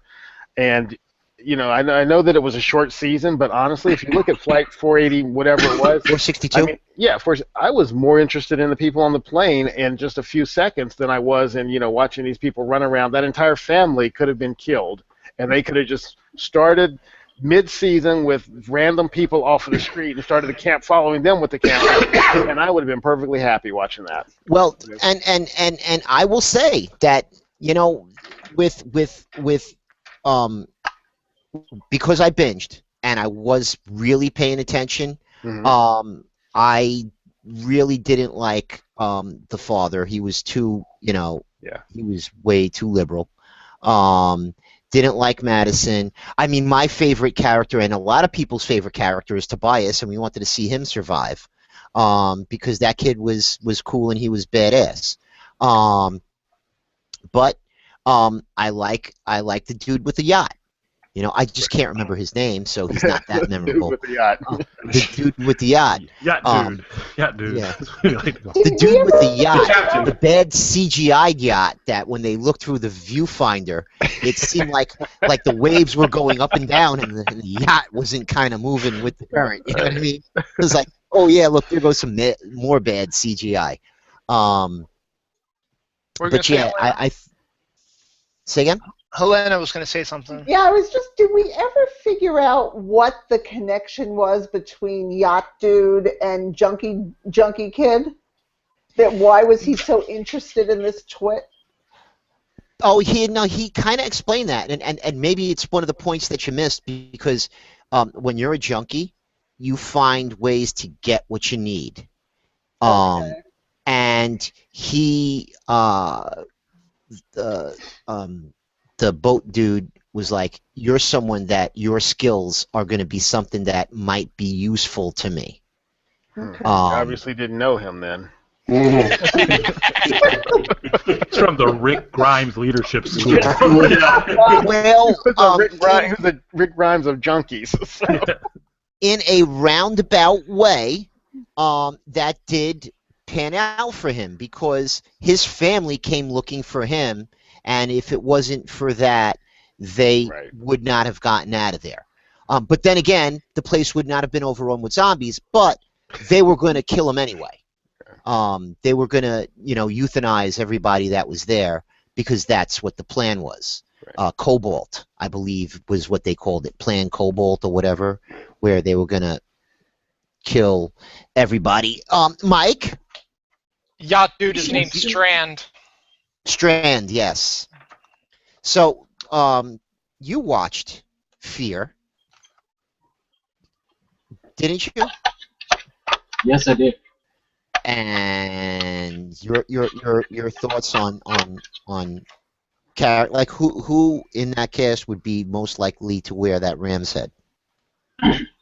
Well, my biggest problem with Fear was like Kelly said, I really didn't like any of the characters.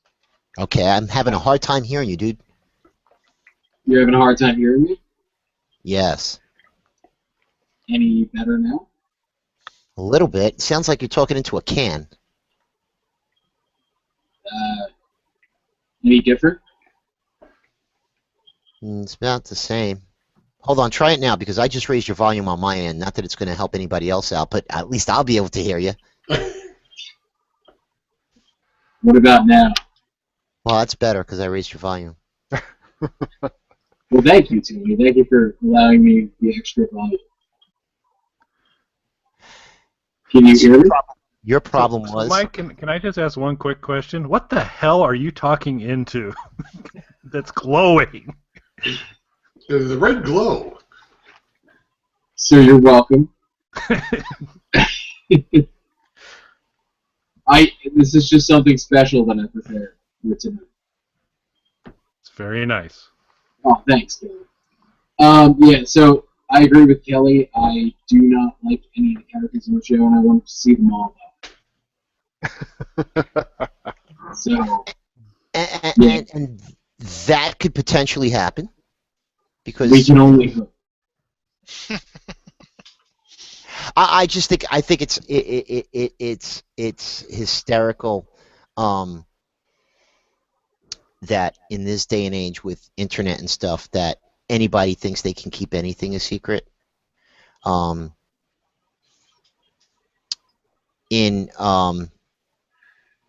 Tony, one question I have is Flight 462, the one they've been previewing on The Walking Dead, is that being rolled into the opening of Fear the Walking Dead? Because it seems like from the coming attractions, people are coming out of the waters.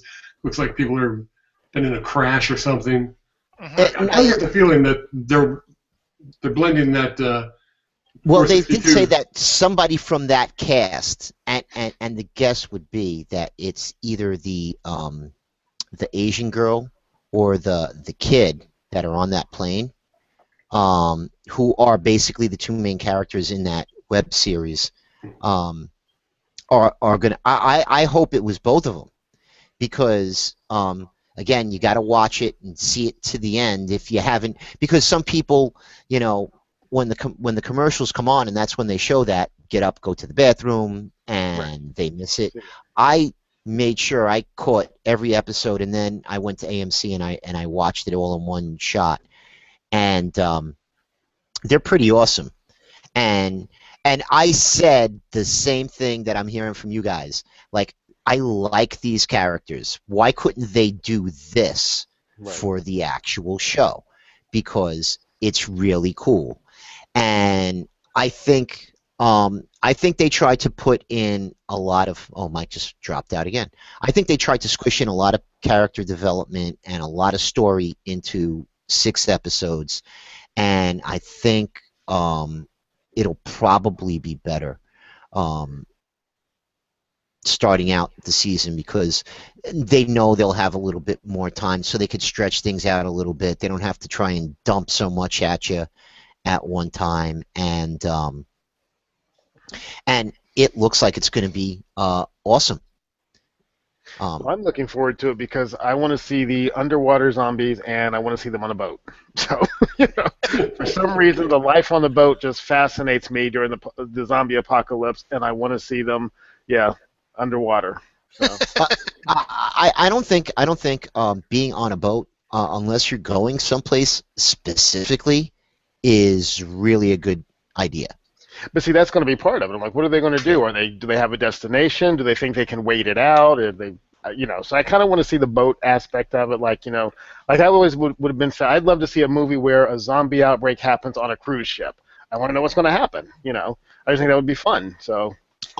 That would be fun, but I would be the first person going to one of those lifeboats and saying, "Get me the F out of here," because it takes.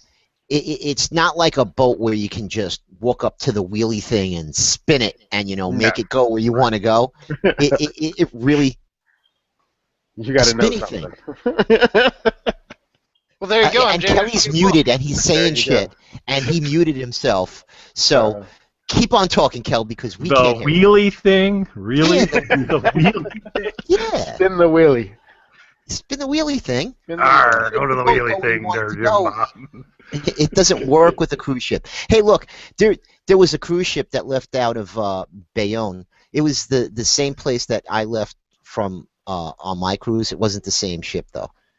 Um, and it actually was. And it went out, had a problem, had to come back, and then like 2 weeks later, it went out and had another problem and had to come back. So it was a public relations nightmare. But Heck, yeah, Tony, you're sailing out of Bayonne. What the hell? what's You're wrong in with Bayonne? Oh, come on. Bayonne? Bayonne, yeah, I know Bayonne. it's right there. You're right across from Manhattan. So you're sailing out of New York Harbor. You sail by the Statue of Liberty. You go You're under right the at the bridge. Sandy Hook or something, probably. Well, you have to. If you run aground on Sandy Hook, then you're a friggin' asshole. Let's just put it that way. Don't know how to use the wheelie thing if you let that happen. Actually, when we went under the bridge, I tweeted a picture because they tell you before the boat leaves that if you're up on the top deck, you'd almost feel, and the bridge is massive, but you almost feel like the top of the boat is going to scrape the bottom of the bridge. And I'm just wondering if, like, there's certain times that boat can't go on, like if the tide's in or some kind of crap, like they may have to wait, so the boat will fit under. But I have gone over that particular bridge many, many, many, many, many times. I had never gone under it, and that was the first time I ever went under it. It's really cool. But yeah, that's horrifying. Okay, horrifying, MJ. I mean, and one of the reasons why I always think the zombie apocalypse is the most terrifying thing is, let's say one night John and Helena go to bed, assuming they sleep in the same bed, and then they wake up in the morning. Well, when Mike's not here. They wake up in the morning and Helena is trying to have John for breakfast. It's the scariest thing because the person that really. is your family, your daughter, your niece, your uncle, who loved you, is now trying to have you for breakfast, which is horrifying. Got to be the scariest thing, So imagine having that on the cruise ship for breakfast. Yeah. People, Soylent Green. It's what's for breakfast. That's why you need the baseball bat there. Exactly. Yeah, I think you need a little bit more than a baseball bat. So I am going to go because I tweeted out a link. Okay. So we've got another Glenn, and we've got I'm with Scott finding Bigfoot, and I'm guessing that was Lee. And she gave it a 10. One of the two. She gave it a 10, so she knocked it up. She knocked it up to 7.76. One up Kelly. Jeez. And Murray wants to know who has diarrhea. Nobody has diarrhea, Myrna. We're all healthy. However, the panel seems to all agree that if you go to California and you have an In-N-Out burger, or you eat one of John's butter burgers, there is a good chance that you will have. The butter burger is the noblest of burgers. It is the greatest of burgers. It is the king of burgers. It is what every other burger aspires to and falls short of. Okay, so what is a butter burger exactly? Butter Burger is Carver's is a company out here. It's fast food, and they make their burgers fresh every day, right there at the store. So when you say they make them fresh, do they bring a live cow in one side and have slaughter it, and the blood is all over the place? And, yeah, they get the fresh meat every day, and they get fresh seafood and great potatoes, and it's just a great burger. And I think what makes them a butter burger is the fact that they finish it with butter. Okay. It's all put. They slap on a pat of butter just to make sure you get enough cholesterol. Yeah, and they cook it in the butter. And you fry it in the butter. I think they may be down in Baltimore now, but there is a chain up here because I know they have them down in Atlanta called Five Guys. Oh yeah. Yeah. And is There's that one out comparable here. to a butter burger without a butter? That it's very similar to that. Okay. I think. I mean, I prefer the Carvers, but Five Guys is not bad. Okay. Because it sounds like the same type of thing. Because in Five Guys you can go in, and they make the burger for you, and you can have all the toppings you want. So you can get the jalapenos. Yeah, I mean they've got like 20 to 25 different toppings you can put on the burger if you want, and then an order of fries. And the fries they make fresh. They take the actual potatoes and they put them through the French fry maker thingy. And the only problem is if you have peanut allergies, I believe they use peanut oil. So you will probably die if you've got a peanut that eat their fries. But that's but that How are may they be. not using that as their slogan yet? You'll probably die. Well, you see, like the theory is though that they take the people who die with the peanut allergies and they send them out to John's place, and they turn them into Butterburgers and Carvers. Exactly. Yeah. So, anyway, we're all agreed that it's Glenn that's died, right? Yeah. Yes. Just about. Just about, yeah. I certainly think he's a strong candidate. I still slightly have Daryl and Abraham ahead, but will not be shocked if it's Glenn at all. Yeah, I mean, as far as I'm concerned, I really don't give a shit. I'd love it to be Glenn because that way he gets his just desserts. Mr. I've never killed another person, and now let me slaughter people in their sleep and then see Polaroids of people with their heads bashed in. I don't know. Maybe they'll pull another stunt and nobody will be dead, and Negan will have been whacking away at a watermelon. Well, we're going to play a baseball game to settle our differences. Yeah. Yeah, but wouldn't the ball stick to the bat with that barbed wire wrapped around it? Easier to bunt.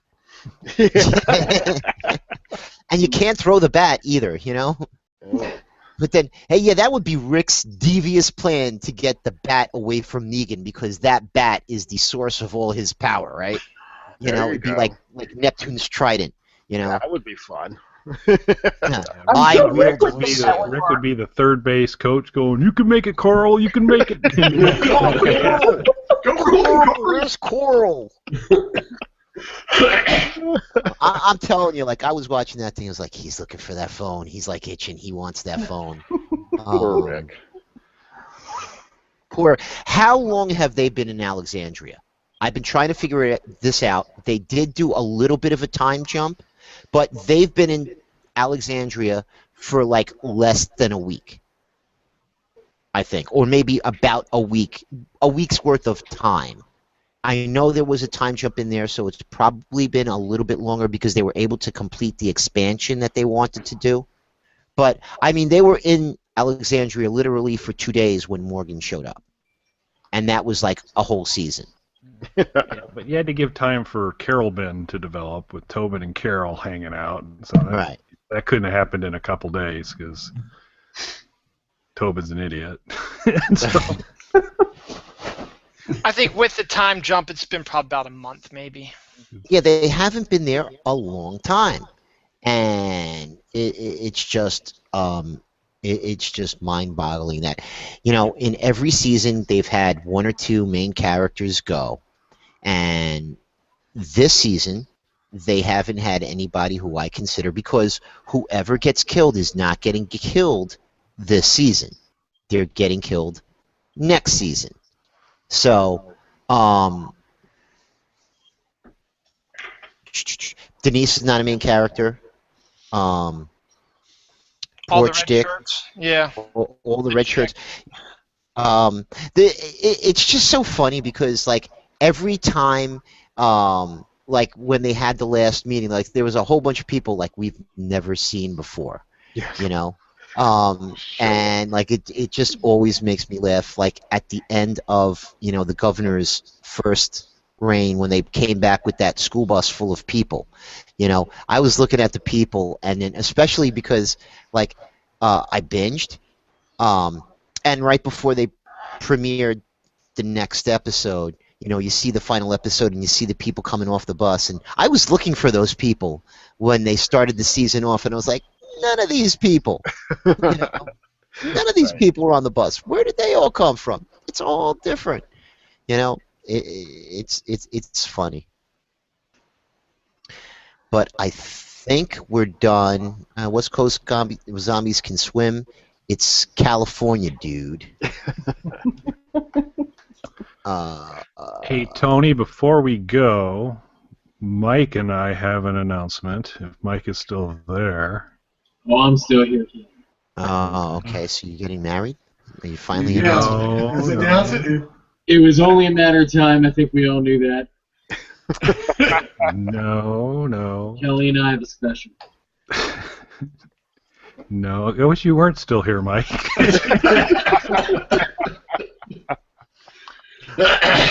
So, couple things real quick. Just overtime on non-snooze related things. There's a couple things that I do. So Mike, Mel, and I do a Solid Battery, and for a variety of reasons, Mel's internet access. I had some stuff going on. Mel had some stuff going on. Mike had court cases to go to. There were lots of things that we had to drop off for a while. We're back to doing a Solid Battery. We got to catch up. We just did episode 4 here this past week. But because of some of the conflicts right now, just with time, Mel's going to continue to take a break for a while. So Nurture and Support, sadly, is going to continue to stay parked for now. But as soon as kind of things free up a little bit for Mel, we're going to get back at it. But Fridays don't see the same without a release. So starting next Friday, a very lame week replacement show will go in place to fill the void of Nurture and Support until Mel comes back, called Squat Cobbler, which will feature Mike and I doing recommendations until Mel's ready to come back, and then Mike's history. He's gone. Now, I want to assure everyone that I'll be reining Kelly in the same way that Mel. Yeah, this is Mike. Mike will now be the Mel guiding voice. So just roll that through your head a little bit. Okay, so Mike is the voice of reason and sanity on the show. So there you go. That's going to work out well. I see no problems. That's why it's called Squat Cobbler. Squat Cobbler. Did you say, Kelly, is it tomorrow or next Friday? Next Friday, a week from tomorrow. Okay. So we'll get back. So we wanted to kind of let the gang know that some recommendation stuff will come on and assure and just like I said, when kind of sort of different people have had some different things going on, so it's been a little tough scheduling wise. But as soon as it kind of works out for Mel, we'll be back and rolling with her on all the shows. But in the interim, you're going to get some Squat Cobbler. Deal with it. You want to know something? Mel is the usually the voice of reason, and from personal experience, that's going to be a fun watch. It's based on what happened when we did Assault on Batteries, which is Mike and I. It should go horribly, horribly wrong. What's the worst thing that could happen? Get this. I don't know. Offering a Philadelphia contest to have people sit in pies, something like that. Philadelphia Police I still Department. contend Mel would have been awful. Yeah, Mel, I don't know. So thanks. I didn't mean to crash the show on that, but I figured a good opportunity to let some folks know. Well, Kelly, I've got one quick question for Kelly. I've been wanting to ask it all night. What is that right behind you on the bookshelf? On the bookshelf? So I'm probably... I don't think I've ever mentioned it before, but I don't know if anybody's heard of the movie Piranaconda. Oh, yeah. I remember that movie. One of the actresses in Piranaconda is a little sweet on me, Terry Ivins, and so she sent that to me to just, try and ingratiate herself. So that's what that is. It's a micro. It didn't work. Egg. It's the actual prop egg. Right. Only remaining prop egg. You can sell it on porn stars. I was trying to ignore that. I wanted to see if we can get through and see if I could force Kelly to bring it up.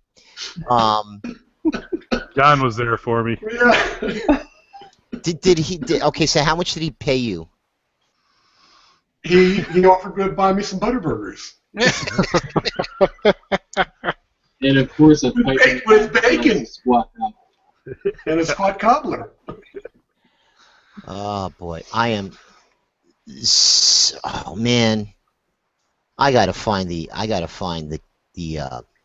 I Love Tony audio and tweet that out. Oh. Actually, I think it's on my YouTube channel. I'll find it. I'll tweet it out. I remember that. I remember when Kelly got dissed by Miss Terry Ivins. Dylan, what's going on with your stuff? Is there anything Doctor Who-ish going on? Not yet. No, it's been a rough go of it, but I'm hoping to get back into that sometime soon. But my show Dylan Knows is still going on. MJ is one of my co-hosts. We just did a show last week about comics, and then I got a show with Jerry Fletcher coming up on Sunday. We're doing the top 10 disaster films, so that's going to be our list for that week. So other than that, nothing. Suggestion, Dylan? Yeah, sure. You should have the hosts of Squat Cobbler. I do have an opening coming up in a couple weeks. Maybe I'll chat with some squat cobblers. Or cobbler squatters. We would call them cobbler squatters, wouldn't we? Our fans are called squatties, by the way. So, so when are you doing your first show? Next Friday, correct? yeah, we have the wisdom not to do it live, and so we'll do the same thing as the nurture and support deal, where we'll get it all ready to go, and we'll release it on Friday, and it'll be out on the nurture and support blog, clearly differentiated from nurture and support to allow mouthful deniability, and then out on iTunes and all that. So Fridays in the morning, they'll come out. So not this Friday, but next Friday, the first Squat Cobbler will be served up. Okay, now the only reason I ask is because you're already assuming that you've got fans, and you've already named them. So you gotta be positive. You've gotta go forward. When you have a title like Squat Cobbler, there's nowhere to go. Yeah, I think John would identify. You're a squatty, right, John? Absolutely. Yeah, absolutely. There you go. Just ask anyone. I live to squat. I wish we could isolate that. I'm going to have to isolate that. We live to squat. So wouldn't you just call them squatters? You could, but they're squatties. That's just what it happens. That is just so wrong. A squatty is somebody who does it with some panache. Yeah. They're a special kind of squatter. Exactly. All right. So, without further ado, then let's end this mess. Nothing else going on in Twitter. I guess Myrna is a squatter. Excellent. There you go. So, let's take a look at the calendar, Dill. Yeah, I was going to. It's May 12th or May 5th. Let's go with May 12th. Didn't we have a birthday on May 12th?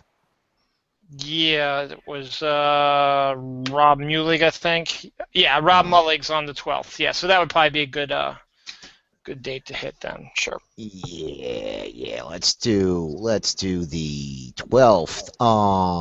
And that's about it. We may do something special next week if we've got any Snark stock information coming out. And so look for that I did want to And mention something real quick. If you are interested in joining us for Snark Stock, our hard deadline is next Friday, the 15th. So please let Myrna know if you're going to be here or not. That's going to be our hard deadline. And then the week after that, we're having our meeting to get everything squared away. I think we got a good set of ideas. We just need to square some stuff away. So if you're on the fence, let us know by next Friday. So if one were to do that and secure, where would you? Is there a hotel that's been identified as the hosting hotel? We haven't gone that far yet. No, we just wanted to get an idea of how many people we're actually going to have, and then we'll get all that information out when we have our next meeting the week after. yeah, which is why we need the head count earlier, because people booking flights now get cheaper flights than if they book them, closer to the time of travel. And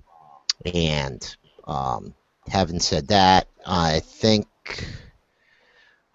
we're done. So the 12th is the next news. We may do something before that, which is not snooze related, which might be a Snark Stock related hangout.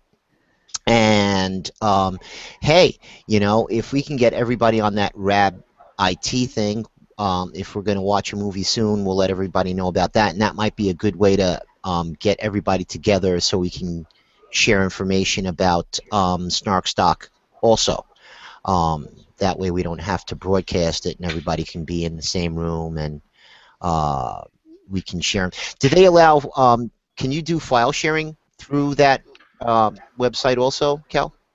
Not file sharing, but I was able to show. I had an MP4 file on my Google Drive that I was able to bring up and play for the whole group there. Right, so so you can, if you have a movie local on your system, you can play it for everybody. You can go into one of the streaming sites or YouTube, but like bringing up a document for people to look at all that, well, you really do. You've got a browser. Right, so you got a browser, so you can bring stuff up on the screen and share yeah. your screen. Yeah, you could do that. Okay. Yeah, and with 25 people being the cap, that could be something that works instead of, doing a hangout. Something that we would have to explore.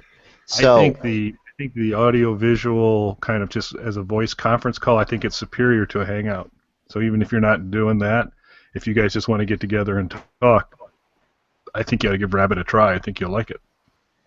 I have, and so Melinda says she can't make it, so I don't know if she was one of the people on the fence. So Myrna, pick up on that. And with that, I'll say goodnight, everybody, and we're out. Okay. All right.